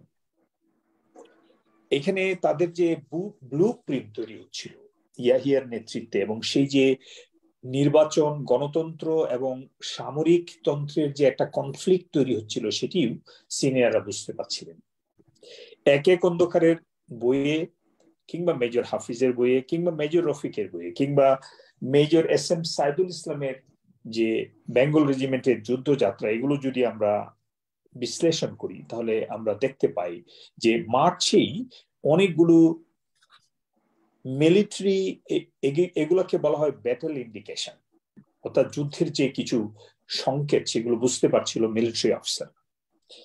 আর জিয়াউর রহমানের সৃষ্টি ছিল এমন যে তিনি পাকিস্তান মিলিটারি একাডেমির উনি ছিলেন একজন প্লেটুন কমান্ডার, প্রশিক্ষক। উনি 5 স্টাফ কলেজ করা, পিএসসি করা, তিনি জার্মানির ট্রেনিং করেছেন। তিনি একজন ইন্টেলিজেন্ট অফিসার হিসেবেই তিনি যাত্রা শুরু করেছিলেন এজ এ ক্যাপ্টেন। তারপর মেজর হিসেবে তিনি হায়ার কোর্স গুলো করেছেন। তিনি বুঝতে পারছিলেন সিরিয়াসলি জার্মানি কোর্স করতে, যে জার্মান এমবেসিতে বসেও তিনি বুঝতে পারছিলেন যে পাকিস্তানে কি হচ্ছে। তিনি যখন আসলেন বাংলাদেশে, যখন তার পোস্টিং হলো 8 ইস্ট বেঙ্গল রেজিমেন্টে, তিনি কিন্তু একটি নতুন, এটিকে আমরা বলি রেজিং ব্যাটালিয়ন, উনি একটি ব্যাটালিয়ন রেজ করছিলেন। সেটা ছিল সবচেয়ে জুনিয়র। আপনারা অবাক হবেন যে বাংলাদেশে ইতিহাসটা কেমন ভাবে লেখা হয়েছে, যে 25 তারিখে অর্থাৎ 26 তারিখে 8 ইস্ট বেঙ্গল, তারপরে 27 তারিখ, 28 তারিখ, 29, 30, 1 তারিখ, এইভাবে আপনার সেকেন্ড বেঙ্গল, 4 বেঙ্গল, অর্থাৎ ফার্স্ট 8 বেঙ্গল, তারপর সেকেন্ড বেঙ্গল, তারপর 4 বেঙ্গল, তারপরে আপনার থার্ড বেঙ্গল, তারপরে 1 বেঙ্গল। সো এই 5টি ইনফেন্ট্রি ব্যাটালিয়ন 5 জায়গায়, কোথায় কোথায়? 8 বেঙ্গল চিটাগংয়ে, 4 বেঙ্গল কুমিল্লায়, সেকেন্ড বেঙ্গল রাজেন্দ্রপুরে, থার্ড বেঙ্গল রংপুরে এবং ফার্স্ট বেঙ্গল যশোরে বিদ্রোহ করে। এবং আপনারা স্পষ্টভাবে জানেন কারা নেতৃত্ব দিচ্ছিলেন। এখানেও একটি আশ্চর্য আমার গবেষণায় বের হয়ে এসছে, এটি আমার কাছে প্রশ্ন জাগে। এখানে ব্রিগেডিয়ার ছিলেন, কর্নেল ছিলেন, লেফটেন্যান্ট কর্নেল ছিলেন, কিন্তু আশ্চর্যজনক ভাবে মুক্তিযুদ্ধে যারা নেতৃত্ব দিয়েছেন তারা মেজর এবং below rank, major, captain, lieutenant. Lieutenant Hafiz first East বেঙ্গলকে নিয়ে বের হয়ে আসে। আমাদের বর্তমান মেজর হাফিজ, তিনি তখন লেফটেন্যান্ট, জাস্ট ক্যাপ্টেন হবেন, তারপরে রণাঙ্গনে তিনি ক্যাপ্টেন হলেন। জেনারেল এমএজি ওসমানী তাকে ক্যাপ্টেন র্যাঙ্ক দিলেন।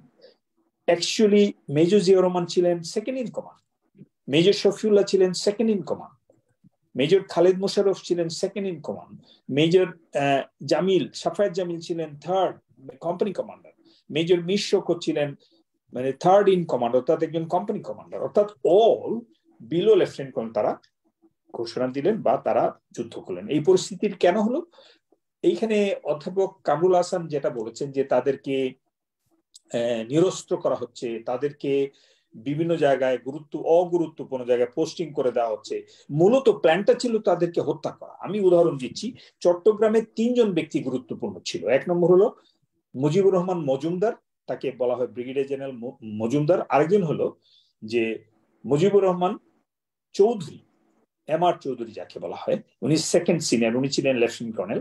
আর মেজর জিয়াউর রহমান ছিলেন তৃতীয় সিনিয়র। তাদের 8ই মার্চে, 7ই মার্চে শেখ মুজিবুর রহমানের বক্তৃতার পরে 8ই মার্চে তারা স্টেডিয়ামে একটা তারা মিটিং করে, গোপন বৈঠক করে। এইভাবে তারা প্রস্তুতি নিচ্ছিল।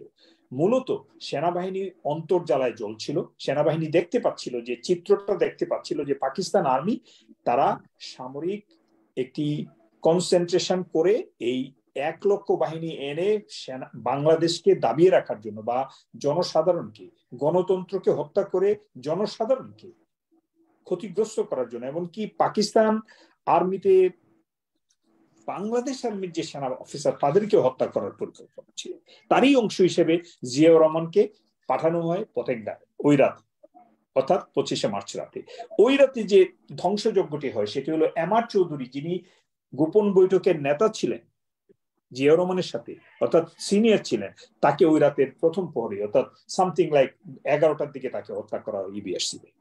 এমআর চৌধুরীর নামে অসংখ্য স্থাপনা আছে এখন চিটাগংয়ে, কুমিল্লায়। স্টেডিয়ামের নাম হলো, আমি যখন সেনাবাহিনীতে ঢুকি ফার্স্ট এমআর চৌধুরী স্টেডিয়াম দেখি সেখানে। আমি একটি গত বছর এপিসোড করেছি যেখানে এমআর চৌধুরীর জীবন নিয়ে বিস্তারিত আলোচনা করেছেন কর্নেল মাহমুদুর রহমান চৌধুরী, তিনি আমার ইনস্ট্রাক্টর ছিলেন। আমি যে বিষয়টা বলতে চাচ্ছি আপনাকে, যে এমন একটি প্রেক্ষাপটে যখন সেনাবাহিনী প্রত্যাশা করছিল যে রাজনৈতিক নির্দেশনার প্রয়োজন, তখন এই মজুমদারের সাথে আমাদের কর্নেল এমএজি ওসমানীরও যোগাযোগ হতো। তো সেনাবাহিনী কিন্তু মেসেজ দিচ্ছিল, এটা পুরো মার্চেই দিয়েছে, যে এদের ইন্ডিকেশন বলে, ব্যাটেল ইন্ডিকেশন বলে যে ওরা ক্র্যাক ডাউন করবে, এরা আমাদের উপর হত্যা, গণহত্যা বা এই ধরনের একটা নির্যাতন চালাবে। এই ইন্ডিকেশন পেয়েও এটা আজকে আপনার লেখায় আমি দেখলাম, শিমুল আপনার লেখায় দেখলাম যে আপনি উল্লেখ করেছেন যে এক খন্দকার তার বইয়ে তিনি বলেছেন যে তিনি এই সংবাদটুকু, এই ডেভেলপমেন্ট গুলো তিনিও পৌঁছে দিয়েছেন শেখ মুজিবের কাছে, এবং তিনি বলছেন, উত্তর দিচ্ছেন আমি জানি। এই যে আমি জানি শব্দটা যে নেতায় বলে, অর্থাৎ উড়িয়ে দেওয়া কোনো বিষয়, কোনো তথ্য উপাত্তকে ফেলে দেয়া, এটা কিন্তু মারাত্মক বিষয়। এটা যে কোনো লেভেল নেতা যে কোনো সময়ে যে কোনো কালে এর গুরুত্ব দিতে হবে। গুরুত্বটা কি? এটা হতে পারে, এই তথ্য হতে পারে একটা বিশাল ইনফরমেশন। আজকে যদি পলিটিক্যাল নেতারা যদি সেই ঘোষণা দিত, তাহলে এতগুলো হত্যাযোগ্য হতো না। প্রথম রাতেই 7,000 লোককে হত্যা করতে পারতো না। আমাদের সেনাবাহিনীর হাজার হাজার সৈনিককে হত্যা করা হচ্ছে, শুধু ইবিআরসি তে 1,000-এরও বেশি সৈনিককে হত্যা করা হচ্ছে, অফিসারদেরকে হত্যা করা হচ্ছে। সেদিন ফার্স্ট কমান্ড বের হতে পারে নাই, মজুমদার, ব্রিগেডিয়ার মজুমদার তিনি পারেন নাই। এম আর চৌধুরী সেদিন নিহত হয়েছেন, কিন্তু জিয়াউর রহমান সেদিন বের হয়ে এসেছেন।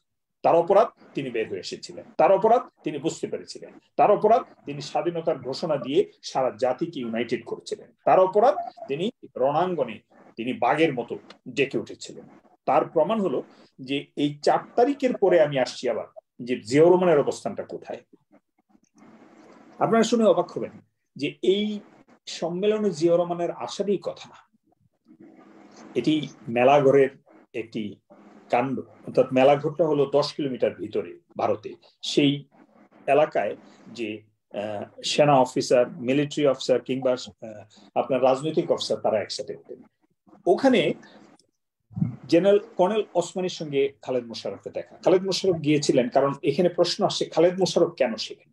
অর্থাৎ তিনি কুমিল্লা থেকে যোগ্যতম স্থান বেছে নিয়েছিলেন তেলিয়াপাড়া। তেলিয়াপাড়াতে তিনি যান তার ফোর্থ বেঙ্গলকে নিয়ে সেই তেলিয়াপাড়াটাকে তিনি যোগ্যতম স্থান মনে করেন, একটা দুর্গ হিসেবে নেন সেটাকে ডিফেন্সিভ পজিশন নিয়ে তিনি প্রায়ই ইন্ডিয়াতে যাওয়া আসা করতেন। প্রথম কাজটা তিনি করলেন যে ইন্ডিয়ার সাথে কিভাবে একটা পলিটিক্যাল বা একটা ডিপ্লোম্যাটিক বা একটা লিয়াজু করা যায়। তখন ওইখানে যে আঞ্চলিক কমান্ডার ছিল, এরিয়া কমান্ডার এবং 57 মাউন্টেন ডিভিশনের প্রধান ছিলেন major general Gonçalves, Indian army, তার সাথে তিনি সাক্ষাৎ করেন। সেই সাক্ষাতে গঞ্জালভেস তাকে আশা দিয়েছিলেন এবং বলছিলেন যে আই ক্যানট বি সিন, অর্থাৎ আমি ওই ফ্রন্ট লাইনে যেতে পারবো না, আপনার বৈঠকেও যেতে পারবো না। এই কাজটা যে করতে পারবে সেটা হলো আমাদের যে আঞ্চলিক প্রধান বিএসএফ এর ব্রিগেডিয়ার পান্ডে, তাকে আমি বলে দিব, আপনি তার সাথে যোগাযোগ করেন। পান্ডের সাথে যোগাযোগ করার পরে সেটি সম্ভবত 29 তারিখে তিনি আশ্চর্য হলেন। তিনি বললেন যে আপনি কি জানেন জিয়াউর রহমান এইখানে রামগড় ফ্রন্টে কাজ করছে। জিয়াউর রহমান প্রচন্ড বীরদর্পে পেশে যুদ্ধ করে যাচ্ছে, তো জিয়াউর রহমানকে আপনি জানান। বলে আমি তো জানি না এটা কিভাবে জানাতে হবে। পান্ডে সেখানে দায়িত্ব নিলেন এবং জিয়াউর রহমানকে জানালেন। এখানে আরেকটি তথ্য বললেন যে জিয়াউর রহমান গতকালকে এসেছিল, সম্ভবত 1 দিন বা 2 দিন আগে এসেছিল, আমার সাথে সাক্ষাৎ করেছে এবং তিনি একটি ফর্মাল চিঠি দিয়েছে সরকারের কাছে, প্রধানমন্ত্রীর কাছে, যে ভারত যেন বাংলাদেশকে পলিটিক্যাল, ডিপ্লোম্যাটিক এবং বাকি যত ধরনের মিলিটারি সাপোর্ট, অর্থনৈতিক সাপোর্ট, সামাজিক সাপোর্ট, যে রিফিউজি যারা আছে তাদেরকে শেল্টার দিয়ে আমরা যেন সহযোগিতা করি। এই যে জিয়াউর রহমানের যে অবস্থানটুকু শোনার পরে খালেদ মোশাররফ আরো উজ্জীবিত হলেন এবং বললেন স্যার আপনি তাকে নিয়ে। তিনি 1 দিন আগে চলে আসলেন, 3 তারিখে তিনি তেলিয়াপাড়ায় চলে আসেন। এবং এইখানে এই বৈঠকের মাধ্যমে আমি যে বিষয়টা সিরিয়াসলি বলতে চাচ্ছি যে এই বৈঠকটি, তেলিয়াপাড়ার যে সম্মেলনটি, এটিকে যদি আমরা বলি যে লাইট হাউস, এটাকে যদি বলি আমরা প্রথম মিলিটারি কনফারেন্স, এটিকে যদি বলি স্বাধীনতা যুদ্ধের প্রথম কনফারেন্স, এটি কি আওয়ামী লীগের সিদ্ধান্ত ছিল? আওয়ামী লীগের সিদ্ধান্ত। আজকের এই বৈঠকে আমি আওয়ামী লীগ শব্দটা উচ্চারণ করতে চাচ্ছিলাম না, আমি রাজনীতির বিষয়টা আনতে চাচ্ছিলাম না, বাট আমার কাছে মনে হচ্ছে যে আজকের এই তেলিয়াপাড়া কেন বঞ্চিত, এটার উত্তরটা আমি এইভাবে দিচ্ছি যে কেন তাকে ইলেকট্রনিক এবং মিডিয়া নিয়ে আসে না। মিডিয়া যদি বিকৃত হয়ে যায়, যে দেশের মিডিয়ার দালাল হয়ে যায়, তারা তো তেলিয়াপাড়াকে সামনে আনলে ওই সেক্টর কমান্ডার আসবে। 17 জন সেক্টর কমান্ডার ছিল ক্রমান্বয়ে, এবং আশ্চর্য হলো সত্য, তারা বলে মেজর রফিক ছিল 1 নম্বর সেক্টর কমান্ডার। মেজর রফিকের আগে 10ই মেতে ফার্স্ট বাংলাদেশ আর্মির একটি ওয়ার্ডার আউট হয় হেডকোয়ার্টার থেকে। 10 মেতে ফার্স্ট ওয়ার্ডার আউট হয় কর্নেল এমএজি ওসমানীর হেডকোয়ার্টার থেকে। সেখান থেকে যে আদেশ হয় সেখানে জিয়াউর রহমান এবং সাফায়েত জামিলকে পোস্টিং করা হয়। কোথায়? বলছে তেলডালায় আসতে হবে, হেডকোয়ার্টারে আসতে হবে, বাকি প্রয়োজনটা ছিল জেড ফোর্স গঠন। এইখানে বলা হয় যে পরবর্তী সিনিয়র ছিল মীর শওকত, মেজর শওকত, তিনি সেক্টর কমান্ডার হিসেবে দায়িত্ব নেন। মেজর শওকত যখন পরবর্তী দায়িত্ব নেন, তখন ক্যাপ্টেন রফিক দায়িত্ব পায় সেক্টর কমান্ডার হিসেবে। কিন্তু এই মিথ্যা রানী এবং মিথ্যুকরা মিলে সব মিলে শিয়ালের মতো হুক্কা হুয়া করে বলে যে একমাত্র কি সেক্টর 1 নম্বর সেক্টর কমান্ডার ছিল ক্যাপ্টেন রফিক। এটি মিথ্যাচার, এটি জাতিকে বিভ্রান্ত করা। আমি আসছি জিয়াউর রহমানের অবস্থান কোথায়।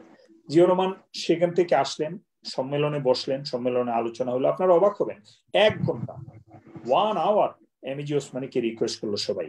সেখানে মেজর, আমি আপনাদের নাম বলছি, মেজর কাজী নুরুজ্জামান, তিনি রিটায়ার্ড একজন অফিসার ছিলেন, আমার মতো রিটায়ার্ড। তিনি ধানমন্ডিতে ব্যবসা ট্যাবসা করতেন, ওখান থেকে উনি মেজর জিয়াউর রহমানের এই ঘোষণার প্রেক্ষাপটে উনি চলে গেছেন। উনি কনফারেন্সে বলছে ওই যে মেজর জিয়া ঘোষণা দিল, তাতে আমি উদ্বুদ্ধ হয়ে যুদ্ধ করতে চলে আসছি, এখন আমাকে কেউ নিচ্ছে না, আমি কোথায় যাব, কোন কমান্ডে বসবো এটা বুঝতে পারছি না। তবে এই ছোকরারা যে যুদ্ধ শুরু করছে, তো এখন স্যার কি হবে, আপনি যদি কোনোভাবে এই পাকিস্তানের সাথে যদি আপনাদের মিলমিলাপ হয়ে যায়, একটা কিছু হয়ে যায়, তাহলে এরা কোথায় যাবে, এদের তো ফাঁসি হবে। আমরা তো এটা চাই না স্যার। এই যে অফিসার যারা আছে 3000 সৈনিক এবং এই যে অফিসার প্রায় তখন 25 অফিসার, সারা বাংলায় প্রায় 25 জন অফিসার, ক্রমান্বয়ে সেটি যুদ্ধের শেষে যায় 200-র উপরে উঠে। এই 25 জন অফিসারদের ফাঁসি হবে, জিয়াউর রহমানের প্রথম ফাঁসি। তো জিয়াউর রহমানের অবস্থানটা ছিল তখন এই, ওনার সামনেই বলছে যে জিয়ার এই ছেলের ফাঁসি হবে যদি আপনারা সব রাজনৈতিক ভাবে মিট মীমাংসা করবে। আমরা তো এটা চাই না, আমরা চাই যুদ্ধ করবো, আমরা স্বাধীন হবো, যতদিন স্বাধীন না হই আমরা যুদ্ধ করবো, আমারও যুদ্ধ। তখন এমএজি ওসমানী নড়ে চড়ে বসলেন, সিলেটি ভাষায় বললেন, তুমি বলতাছো? জি স্যার আমি বলতেছি, আপনি টেক ওভার করেন, you are the commander in chief, you are our military commander, আপনি ইউ আর দি যোগ্যতম ব্যক্তি। এবং সেখানে যখন উনি ইয়েস বললেন, yes I will take over, তখন একটা আনন্দের বন্যা বসে, বিশাল করতালি এবং একটা চায়ের মানে আমেজ শুরু হয়ে যায়। লেফটেন্যান্ট আক্তার ছিল ডাক্তার, সেই ডাক্তার চাটা লাগাইলো, তারা চা খেলো এবং পরবর্তী সিদ্ধান্ত যেগুলো হলো সেগুলো 1 নম্বর সিদ্ধান্ত হলো যে ব্রিগেডিয়ার পান্ডে তাকে কংগ্রেচুলেট করলো এখানে, যে congratulation, you have taken over all smart fighters. তো বললো যে আমি তো জানাবোই, আমার ফর্মাল চ্যানেলে আমি সবাইকে জানিয়ে দিব, একদম মিলিটারি হেডকোয়ার্টার এবং পলিটিক্যাল হেডকোয়ার্টার জানবে, আপনি আপনার নেতৃবৃন্দের সাথে মেলা ঘরে যে, অর্থাৎ ওই পারে যে ত্রিপুরায় যে আপনি এটা বিস্তারিত বলবেন এবং আপনারা বাকি কাজগুলো করবেন। এতে পরদিন সম্ভবত এই সপ্তাহের শেষে 7 তারিখে সম্ভবত তিনি তাজউদ্দিনের সাথে দেখা। এখানে আমি আরেকটি বিষয় লিঙ্ক আপ করতে চাচ্ছি আপনাদের, এখানে পলিটিক্যাল বিষয়টি। তাজউদ্দিন আহমেদ 3 তারিখে প্রধানমন্ত্রী ইন্দিরা গান্ধীর সাথে দেখা করেন। তখনও তাজউদ্দিন আহমেদের হাতে কূটনীতি নাই, রাজনীতি নাই, সামরিক নীতি নাই, কোঅর্ডিনেশন কনফারেন্স কিচ্ছু নাই। সে মানে ঢাল নাই, তলোয়ার নাই, নিধেরাম সরকার। উনি ওনার সামনে গেছে, বলছে উইজ দি প্রাইম মিনিস্টার, উনি বলছে I am the prime minister. So এখানেও তাজউদ্দিন আহমেদের যে বিচক্ষণতা এবং তার যে দূরদর্শিতা শিক্ষা, সেটিও প্রমাণ করে। তিনি বলছেন, বলে তারপরে ওখান থেকে বের হয়ে আসছেন, উনি বলছেন আমরা প্রভিশন গভর্নমেন্ট করব, আমরা সবকিছু করব, বাট ওনার হাতে কেউ নাই, নোবডি, কারণ নেতা তো পাকিস্তানি, নেতা পাকিস্তানি। সুতরাং তিনি কি করবেন সেটা নিয়ে তিনি উদ্ভ্রান্তের মতো, তিনি একটি ড্যাকোটা বিমান নিয়ে তিনি আসলেন ত্রিপুরায়, বিকজ সব নেতারা, ম্যাক্সিমাম নেতারা ত্রিপুরায়। উনি আসলেন, এমএজি ওসমানের সাথে সাক্ষাৎ হলো, সেখানে পান্ডে উপস্থিত। তখন পান্ডের সামনে বললো যে স্যার আমরা তো একটা সামরিক সম্মেলন করলাম। উনি আনন্দে আত্মহারা, ও বলো কি সামরিক সম্মেলন, মানে কয়জন অফিসার ছিল, অফিসার কোথায় পেলেন? তখন বললো যে we had about 1 dozen people, 9 থেকে 12 জনের মতো ছিল। তোর মধ্যে সিভিল একজন এসডিও রকিবউদ্দিন সাহেব ছিলেন, এখান থেকে আমরা সাইগল সাহেবকে নিয়ে গেছি এবং আমি পান্ডে, আমি রিপ্রেজেন্ট করেছি মিলিটারি। উনি আনন্দে আত্মহারা, তিনি বললেন আজ থেকে আমার কাজ। উনি 1 রাতের মধ্যে তার ড্রাফট তৈরি করলেন। 10 তারিখে আপনারা জানেন যে প্রবাসী সরকার গঠন করলেন এবং 11 তারিখে এটি শিলিগুড়ি থেকে তিনি ঘোষণা করলেন, রেডিওতে ভাষণ দিলেন। সে ভাষণে তিনি স্পষ্ট ভাষায় বললেন, জিয়াউর রহমান সম্বন্ধে বললেন যে জিয়াউর রহমান যে চট্টগ্রামে যে যুদ্ধ চালাচ্ছে, 8 ইস্ট বেঙ্গল রেজিমেন্ট, জিয়াউর রহমানের নেতৃত্বে তার স্বাধীনতার ঘোষণা এবং তার পরবর্তী যুদ্ধ, এটি বাংলাদেশের স্বাধীনতা যুদ্ধে একটি স্টেলিং গ্রাউন্ড, এটি বলেছিলেন তাজউদ্দিন আহমেদ। সুতরাং আপনাকে যদি আমি মাইল ফলক গুলো নিয়ে আসি, 2 মার্চে কি আওয়ামী লীগের সিদ্ধান্তে ঢাকা বিশ্ববিদ্যালয়ে ফ্ল্যাগ ওঠানো হয়েছিল? না, সেটি ছাত্রলীগ করেছিল এবং ছাত্রলীগ পরে জানিয়েছে তাকে। এই 25শে মার্চে উই রিভোল্ট, 26শে মার্চে উই রিভোল্ট, তারপরে 27 তারিখে যে তার স্বাধীনতার ঘোষণা, তারপর আবার উনি যে স্বাধীনতার ঘোষণা আবার on behalf of Sheikh Mujibur Rahman দিলেন, এরপর 4 তারিখের যে বৈঠক, তারপরে 10 তারিখে সরকার, 11 তারিখে শিলিগুড়িতে ভাষণ এবং 17 তারিখে যে শপথ গ্রহণ প্রবাসী সরকারের, এগুলো কি আওয়ামী লীগের সিদ্ধান্ত ছিল? আওয়ামী লীগের নেতৃবৃন্দ, তার টপ লিডার, তাদের বৈঠক ছিল এখানে? নো। এইখানে আবার ফিরে যেতে হয়। অধ্যাপক কামরুল অসাধারণভাবে বলেছেন যে এই বৈঠক বা এটাকে সামরিক সম্মেলন বলতে হবে, শুধু বৈঠক শব্দ দিয়ে খাটো করলে হবে না। এই সামরিক সম্মেলন, এই আন্তর্জাতিক সম্মেলন, এই কূটনৈতিক সম্মেলন, এই যে সমন্বয়ের সম্মেলন, এখানে যে একটি আন্তর্জাতিক সমন্বয় হয়েছে, এই সম্মেলনটি ছিল স্বাধীনতা যুদ্ধের প্রথম লাইট হাউস। আমি জিয়াউর রহমানের এখানে একটি অসাধারণ ঘটনা ঘটছিল এই কনফারেন্সে। সবাই যখন এই স্ট্র্যাটেজিক বিষয় নিয়ে কথা বলছে, তিনি ক্ষুদ্র বিষয়েও দারুণভাবে উপস্থাপন করতে জানতেন। তিনি বললেন, আমি 2টি কোম্পানিরও কম লোক নিয়ে, প্রায় 300 লোক নিয়ে কোন রকম অস্ত্র সরঞ্জামাদি নিয়ে আমি যুদ্ধ চালিয়ে যাচ্ছি, কারণ আমার ব্যাটালিয়নের সকল অস্ত্র, ভারী অস্ত্র মার্চের প্রথম সপ্তাহে পাকিস্তানে পাঠিয়ে দেওয়া হয়েছে। আমার এপ্রিল মাসে আমার 8 বেঙ্গল আমি সহ আমার চলে যাওয়ার কথা। তো এই বাকি যে ছোটখাটো অস্ত্র নিয়ে আমি যুদ্ধ করছি, আমি আর পারছি না। এই আমার অস্ত্র, গোলাবারুদ, সরঞ্জাম দিয়ে সব শেষ হয়ে যাচ্ছে, আমি যুদ্ধ করবো কি? তখন তারই কোর্সমেট শফিউল্লাহ বললেন যে আমি আমার বেস্ট কোম্পানি ক্যাপ্টেন এজাজ সহ তোমাকে দিয়ে দিচ্ছি। জেনারেল উসমানী বললেন, সাবাস, আলহামদুলিল্লাহ, দিছো তো, দিলা তো? জি স্যার, দিলাম। তারপরে বললো, খালেদ মোশাররফ বললো যে স্যার, আপনার সাথে আমি মিলিটারি একাডেমিতে একসাথে প্ল্যাটুন কমান্ডার ছিলাম, আপনার এই কষ্ট এবং আপনার এই সাহসিকতার জন্য আপনাকে আমার ক্যাপ্টেন মতিন সহ আমার কোম্পানিটুকু দিলাম। তো 2টি কোম্পানি সেখানে তার অ্যাচিভমেন্ট। এবং এক পর্যায়ে সবাই বলতে লাগলো যে জিয়াউর রহমান যে ঘোষণা দিল সেটিকে সামনে নেওয়ার দায়িত্ব এখন আমাদের। জিয়াউর রহমান যে জাতিকে ইউনাইট করলো, সেই জাতিকে নেতৃত্ব দিব আমরা যে সামরিক বাহিনী আমরা সামনে নিয়ে যাব। তো এইখানে আপনি দেখেন যে স্বাধীনতার ঘোষণাটা হওয়ার পরেই 10 দিনের মাথায় তেলিয়াপাড়া সম্মেলন এবং এই সামরিক অফিসারদের যে এখানে সম্মিলিত হওয়া বা আসা, এইখানে আরেকটি ইনসিডেন্ট দিয়ে আমি বলতে চাই কত মারাত্মক পরিস্থিতিতে তারা কাজ করেছে। হঠাৎ করে খালেদ মোশাররফ এই তেলিয়াপাড়ায় বসে শুনতে পেল যে মেজর শফিউল্লাহ তার ব্যাটালিয়ন নিয়ে ঢাকা আক্রমণ করতে যাচ্ছে, কিশোরগঞ্জ থেকে ঢাকার দিকে যাচ্ছে। তিনি তাড়াহুড়া করে ক্যাপ্টেন মাহবুবকে একটি ট্রেনের বগিতে উঠিয়ে দিলেন, কিশোরগঞ্জে পাঠালেন এবং বললেন, তুমি যে তাড়াতাড়ি আমার এই চিঠি দাও। একটি চিঠির সারসংক্ষেপ হলো যে স্যার, আপনি ঢাকায় গেলে এখনই মরবেন, আপনার ব্যাটালিয়ন নিয়ে আপনি মারা পড়বেন, কারণ এখানে আপনি মারাত্মকভাবে আপনি you are going against a brigade, এটা স্ট্রং ব্রিগেডের এগেইনস্ট একটা ব্যাটালিয়ন দিয়ে আপনি you are banging your head on the wall. So আপনি চলে আসেন তেলিয়াপাড়ায়, আমরা সুসংগঠিত হয়ে আমরা আমাদের যুদ্ধ পরবর্তী প্ল্যান করে আমরা এগিয়ে যাব।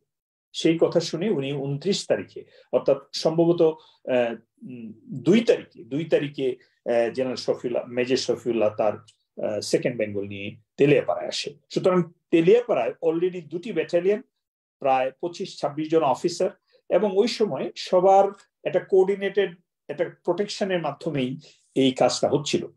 আশ্চর্য হলো যে এই সম্মেলনটির একটি থ্রেট ফ্যাক্টর ছিল।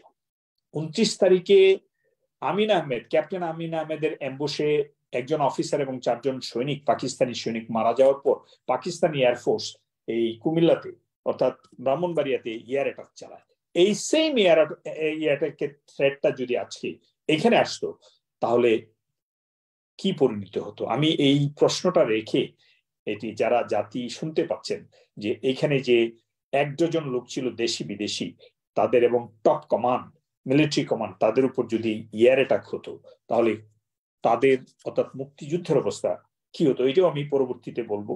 আমি এখানে যে বিষয়টা বলতে চাচ্ছি যে কোন সিদ্ধান্ত, অর্থাৎ স্বাধীনতার ঘোষণা কিংবা রাজনৈতিক সুনির্দিষ্ট পরিকল্পনা কিংবা সামরিক যে ব্রিগেডিয়ার মজুমদার সহ বা এমআর চৌধুরী বা মেজর জিয়া, তাদের যে তৎপরতা, তাদেরকে জানানো, বা খালেদ মোশাররফ কাউকে জানানো কোনো ধরনের নেতৃত্ব বা আওয়ামী লীগ নেতৃত্ব জানায়নি। তার কারণটা ছিল যে 25 তারিখে আপনারা জানেন যে তাজউদ্দিন আহমেদের মেয়ে তিনি তার বইতে লিখেছেন, নেতা এবং পিতাতে লিখেছেন যে মুজিব কাকু স্বাধীনতা চায়নি। এই একটা টেপ রেকর্ডার নিয়ে তাজউদ্দিন আহমেদ সন্ধ্যার সময় 25 তারিখে গিয়েছিলেন, তাকে বলেছেন যে আমাকে রাজদ্রোহী হিসাবে বিচার করবে, আমি কোনো কিছু রেকর্ড করতে চাই না, তুমি চলে যাও, কারণ আমি 27 তারিখে হরতাল ঘোষণা করেছি। এই এরকম একটি প্রেক্ষাপটে জাতি যদি সত্যিকার অর্থে টাইমলাইন দেখে, তাহলে এই 4 তারিখের এই বৈঠক, এই 4 তারিখের সামরিক যে সম্মেলন বা ওয়ার কাউন্সিল, এটাকে ওয়ার কাউন্সিল বলা যেতে বা অথবা ইন্টারন্যাশনাল কনফারেন্স, এইটাকে যদি আমরা মূল্যায়ন না করি, তাহলে স্বাধীনতা যুদ্ধকে আমরা কি মূল্যায়ন করছি? এটিকে যদি সামনে না নিয়ে আসি, তাহলে কি আমরা নতুন জেনারেশনকে জানাবো যে কিভাবে জানাবো যে যারা জীবন বাজি রেখে, এখানে অনেকেই নিহত হয়েছেন, এখানে যোদ্ধারাই অনেকেই নিহত হয়েছেন। Lieutenant Captain Salauddin 1 July Z ফোর্সের আক্রমণে তিনি নিহত হন। এই যে জেড ফোর্সের অবদান, এস ফোর্সের অবদান, কে ফোর্সের অবদান, এই সবকিছুর পিছনে যে সবচেয়ে বড় অবদান রেখেছিল, মৌলিকভাবে যে জাগিয়ে তুলেছিল, সেনাবাহিনীকে অর্গানাইজ করেছিল এবং জাতীয় এবং আন্তর্জাতিক একটি কোঅর্ডিনেশন সৃষ্টি করেছিল এবং ডিপ্লোম্যাটিক একটা আদেশ বা একটা ওয়ার্ডার পেয়েছিল, এবং ভারত যেখানে সহযোগিতার হাত বাড়িয়েছিল, তার মূল কাজটা ছিল, পিছনে যে কাজটি ছিল সেটি ছিল এই সামরিক সম্মেলন। সুতরাং এই সামরিক সম্মেলনকে মিডিয়া যদি উপেক্ষা করে, এই সামরিক সম্মেলনকে যদি আমাদের নেতৃবৃন্দ উপেক্ষা করে, বা জাতির যত চেতনা যদি অনেক কিছু বলে, কিন্তু সত্যিকারের স্বাধীনতা যুদ্ধের চেতনায় যদি এই 4 এপ্রিল বা তেলিয়াপাড়া সম্মেলনকে উপেক্ষা করা হয়, তাহলে জাতির প্রতি প্রবঞ্চনা হবে। ধন্যবাদ ভাই, আপনি আবারও আমাদের যে জানার বিষয় ছিল এই বিষয়টি অত্যন্ত সুন্দরভাবে আমাদের নিকট ব্যাখ্যা করেছেন। আমি এই বিষয়ে একটি বিষয় সংযুক্ত করতে চাই যে আপনি ইন্দিরা গান্ধীর কাছে তাজউদ্দিন আহমেদের যাওয়ার যে প্রসঙ্গটি উত্থাপন করেছেন, এখানে একটি বিষয় আমি বলতে চাই যে আওয়ামী লীগ বিভিন্ন সময় বলে যে শেখ মুজিবুর রহমান গ্রেফতার হওয়ার পূর্ব মুহূর্তে চট্টগ্রামের যিনি নেতা ছিলেন জহুরুল হক চৌধুরী, ওনার কাছে একটি স্বাধীনতার বেতার বার্তা বা কোন একটি বার্তা পাঠিয়ে গেছেন। তো মুক্তিযুদ্ধের পূর্বাপর কথোপকথন যে বইটি প্রথমা প্রকাশিত, সেই বইতে এই তথ্যটির স্পষ্ট উল্লেখ আছে যে ইন্দিরা গান্ধীর নিকট যখন তাজউদ্দিন আহমেদ গিয়েছিলেন, তখন একই সাথে বা হয়তো একটু আগে পরে জহুরুল হক চৌধুরীকেও কিন্তু ইন্দিরা গান্ধীর সম্মুখে নিয়ে যাওয়া হয়েছিল, এবং ইন্দিরা গান্ধী তার কাছে জানতে চেয়েছিলেন যে এই ধরনের কোন ঘোষণা বা বার্তা তার কাছে এসেছিল কিনা, এবং জহুরুল হক চৌধুরী খুবই স্পষ্টভাবে অস্বীকার করেছিলেন যে এই ধরনের কোনো কিছু তিনি পান নাই। মুক্তিযুদ্ধের পূর্বাপর কথোপকথন বইতে এই তথ্যের স্পষ্ট উল্লেখ আছে। তো আমি এই পর্যায়ে অধ্যাপক ডক্টর কামরুল হাসান স্যারের কাছে যেতে চাই। স্যারের কাছে আমি একটু সংক্ষিপ্তভাবে জানতে চাই যে এই যে মুক্তিযুদ্ধের যে ঐতিহাসিক গুরুত্ববহ যে তারিখগুলো, ঘটনাগুলো, এগুলোকে বিস্তৃত করে দেওয়ার যে প্রজেক্ট, তরুণ প্রজন্মকে বিভ্রান্ত করার যে প্রজেক্ট, আমাদের মুক্তিযুদ্ধের যে প্রকৃতি ইতিহাস তাকে বিকৃত করার যে প্রজেক্ট, বাংলাদেশের ইতিহাসকে পাল্টে দেওয়ার যে প্রজেক্ট, এই প্রজেক্টগুলোর বিপরীতে আমাদের আসলে করণীয় কি, বা তরুণ প্রজন্মের আসলে করণীয় কি, স্যারের কাছে থেকে আমি একটু পরামর্শ শুনতে চাই। ধন্যবাদ শাহরিয়ার শিমুল। আসলে আমাদের যেটা করণীয় সেটা হচ্ছে আমরা আজকে যা করছি করণীয়ের মধ্যে এটা একটা, এবং যা করা উচিত নয় সেটা বলেছি যে ইলেকট্রনিক প্রিন্ট মিডিয়া যে নিশ্চুপ থেকেছে এটা ঠিক না। ডেসমন্ড টুটুর একটা কথা আছে, বলা হচ্ছে যদি if you remain silent in injustice then you have taken the side of oppressors. যদি কোনো অন্যায্যতা ঘটে, কেউ যদি নিশ্চুপ থাকে, তাহলে যিনি দুশ্মন, যিনি অত্যাচার করে তার পক্ষ নেওয়া হয়। একটা বড় হাতি একটা ইঁদুরের যদি লেজে পা দিয়ে রাখে, কেউ যদি বলে আমি নিরপেক্ষ, তাহলে ওই ইঁদুরটি সন্তুষ্ট হবেন না এই নিরপেক্ষতার বাণী শুনে। এসব ইতিহাস যারা চুপ থেকে বা বিশেষ ধরনের নিরপেক্ষতায় নিজেদেরকে ভূষিত করতে চান, তারা কিন্তু ডেসমন্ড টুটুর এই বাণীটা স্মরণ করতে পরামর্শ দিচ্ছি শুরুতেই। আর আমাদের মধ্যে যে বিচ্ছিন্নভাবে চেষ্টা হয়নি নতুন প্রজন্মকে সঠিক ইতিহাস জানানোর, তা নয়। দেখুন, বর্তমানে সেই টি স্টেটটা, চা বাগানটা বাংলো হিসেবেই কিন্তু ব্যবহৃত হচ্ছে, আমি যতটুকু পড়ে জেনেছি, আমার যাওয়ার সুযোগ হয়নি। এবং সেই চা বাগানে একটা ভাস্কর্য রয়েছে, যেটা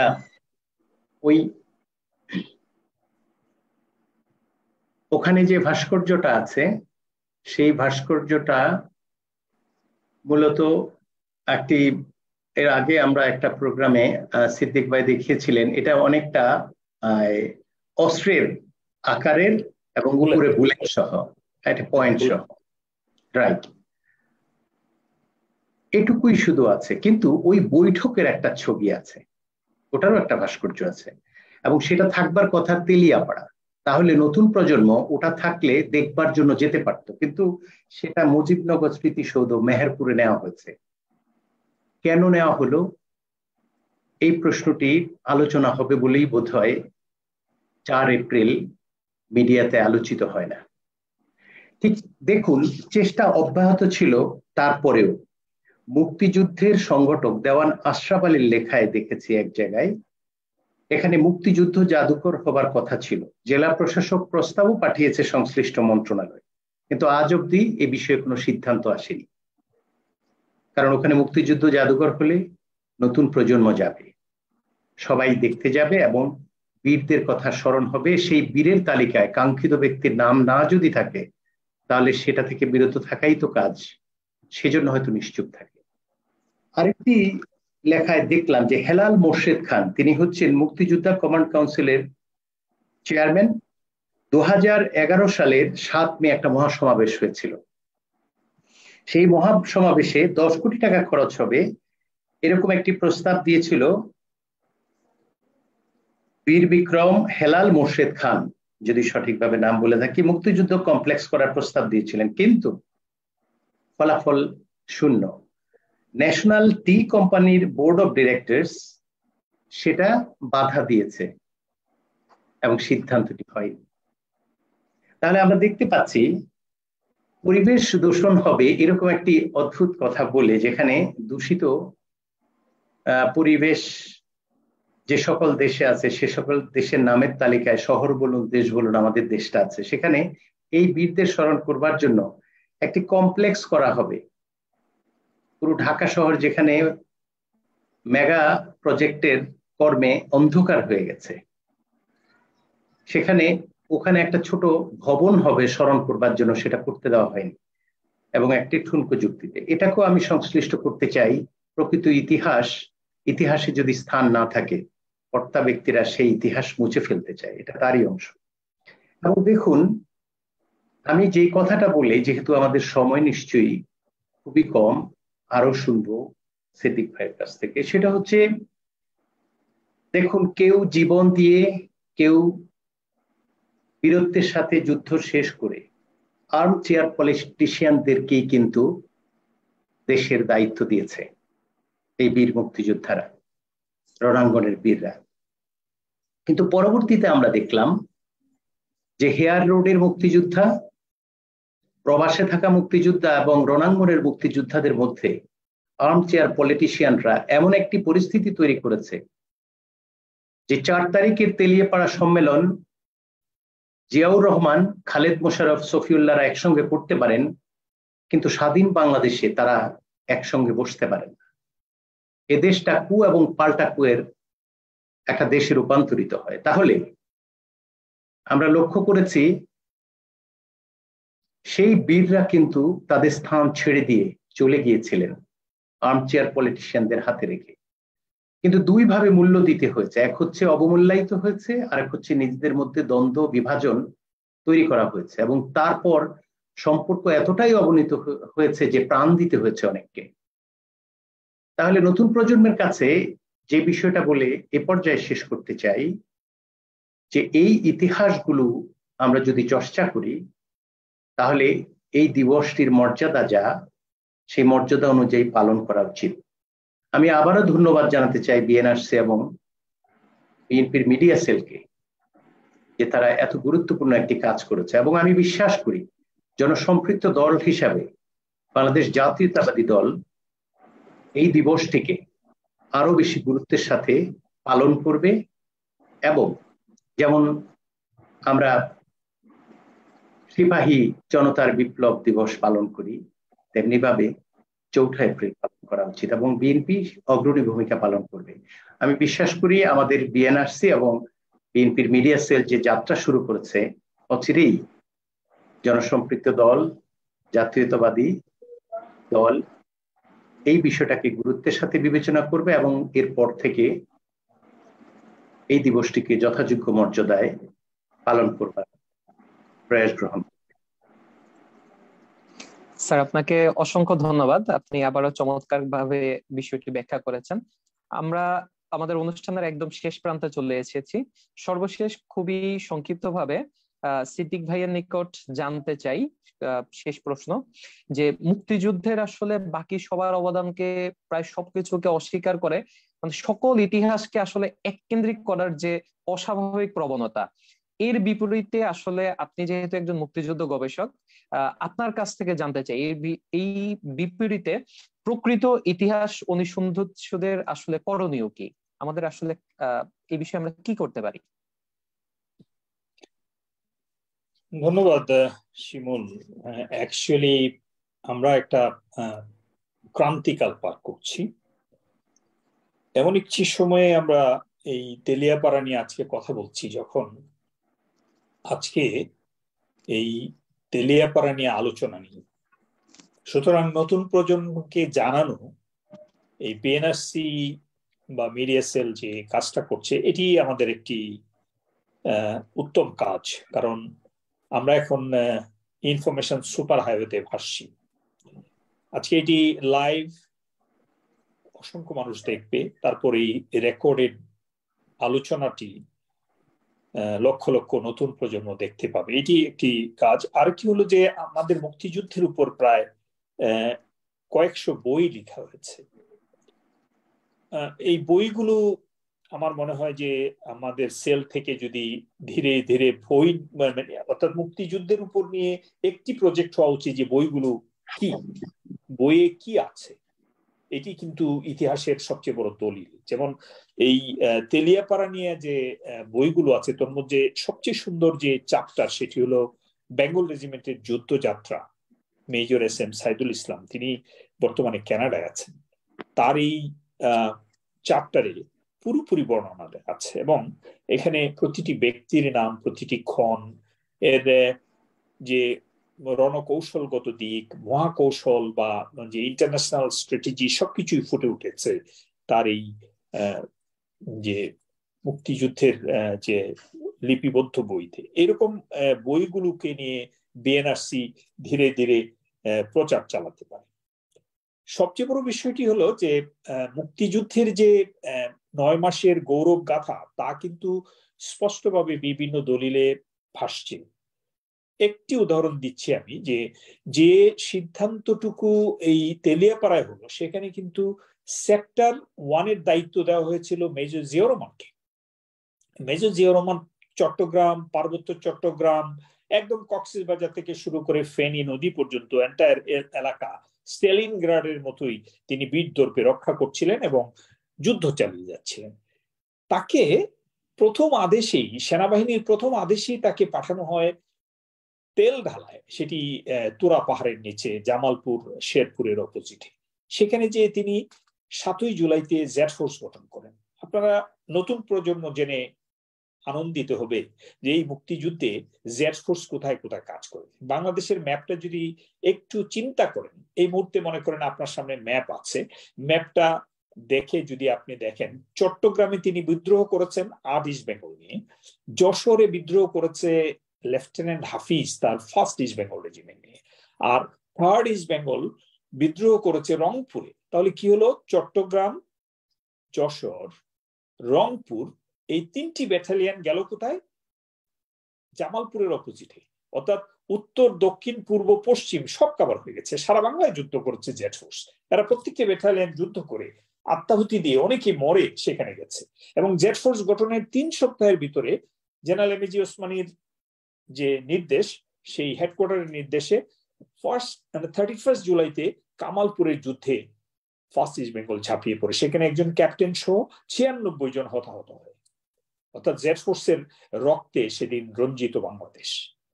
আশ্চর্য হলো সত্য, আপনারা শুনবেন এবং এটি জানবেন, মুক্তিযুদ্ধের গবেষণার জাতীয় আন্তর্জাতিক প্রেক্ষাপট যদি দেখেন, ঠিক পরদিন 31শে জুলাই যখন কাঁপছে রণাঙ্গন, তারপর দিন আপনার মেডিসন স্কোয়ার গার্ডেন নিউ ইয়র্কে একটি বিশাল সমাবেশ হয়।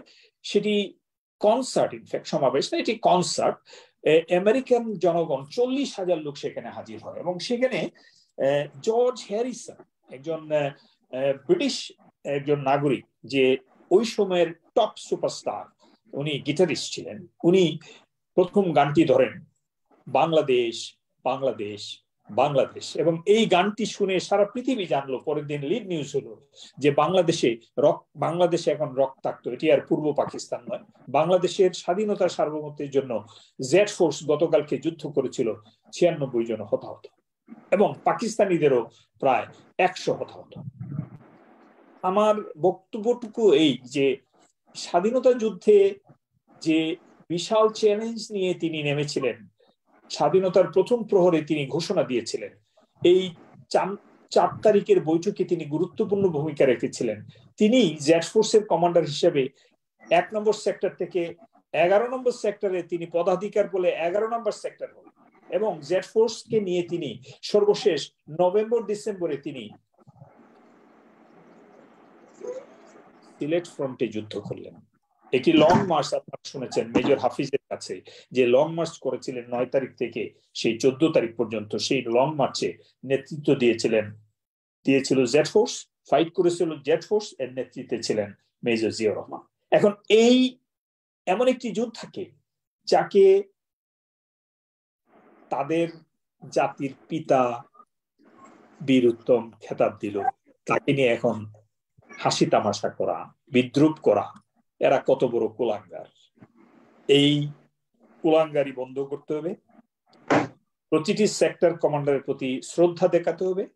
মুক্তিযুদ্ধের যে রণাঙ্গনে সেনাবাহিনীর সৃষ্টি হয়েছে, 7ই জুলাইতে ফার্স্ট নিউক্লিয়াস যে জেড ফোর্স গঠন হয়েছে, অর্থাৎ প্রথম ফাইটিং ব্রিগেড তৈরি হলো, সেটি জিয়াউর রহমানের নামে।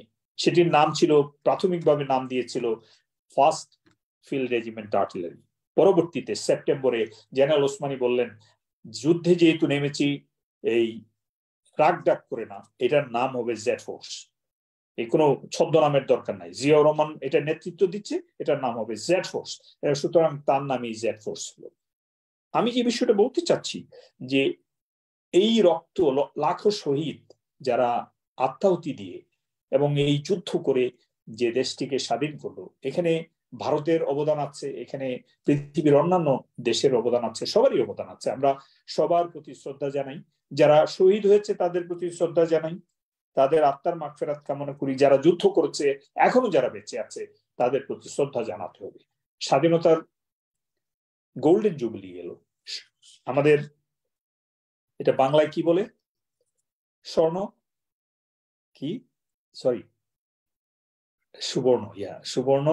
সুবর্ণ জয়ন্তী গেল, তার গোল্ডেন জুবিলি গেল। এখানে সেক্টর কমান্ডারদেরকে আমরা দেখতে পাইনি। অবাক করা, সেক্টর কমান্ডার এখনো বেঁচে আছেন, এখনো জেড ফোর্সের কমান্ডাররা বেঁচে আছেন, এখনো বীর উত্তম, বীর বিক্রম, বীর প্রতীক, তাদেরকে কোনো অফিসারদেরকে দেখতে পাইনি। এর চেয়ে বড় লজ্জার, এর চেয়ে বড় জাতির জন্য এর চেয়ে বড় লজ্জার আর কিছু হতে পারে না। সুতরাং আমাদের লজ্জা নিবারণের জন্য, আমাদের জাতির গৌরবকে সামনে নিয়ে আসার জন্য, স্বাধীনতার ইতিহাসের যে চিত্রটুকু, এটি 1000 বছরের শ্রেষ্ঠ একটি চিত্র। আমাদের ক্যানভাসটা যদি 1000 বছর প্রসারিত করি, তাহলে উজ্জ্বলতম চিত্র হলো আমাদের স্বাধীনতা যুদ্ধ। আর এই স্বাধীনতা যুদ্ধের যারা বীর, প্রতিটি সৈনিক, 1,43,000 সৈনিক ছিল, যোদ্ধা ছিল।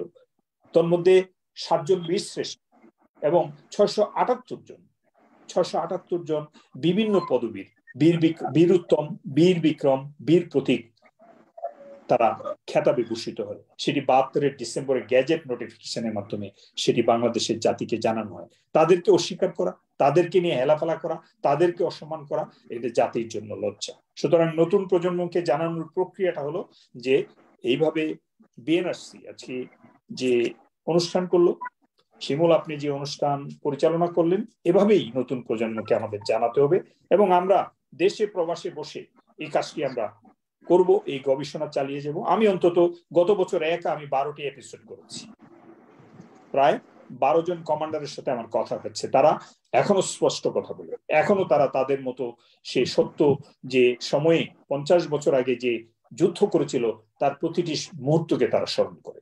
সুতরাং আমার মনে হয় যে তেলিয়াপাড়া এই প্রথম সামরিক সম্মেলন রণাঙ্গনে বাংলাদেশ সেনাবাহিনীর সৃষ্টি হয়েছে, এটি কারো সিদ্ধান্তে হয়নি, এটি কোনো রাজনৈতিক সিদ্ধান্তে হয়নি।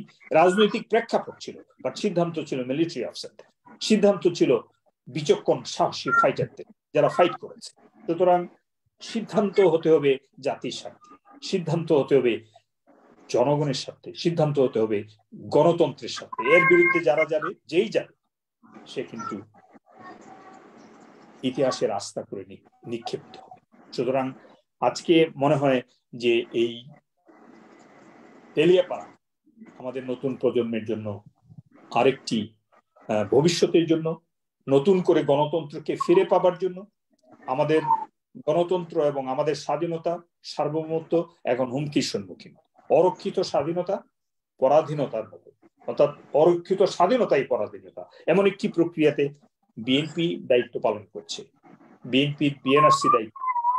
সুতরাং বিএনপিকে আরো সামনে যেতে হবে, আরো ডাইনামিক ভাবে কাজ করে যেতে হবে, যাতে করে আমরা আমাদের গণতন্ত্র ফিরে পাই, আমাদের স্বাধীনতাকে পুনরায় উদ্ধার করতে পারি। আমার মনে হয় এটি হোক আজকের দিনে।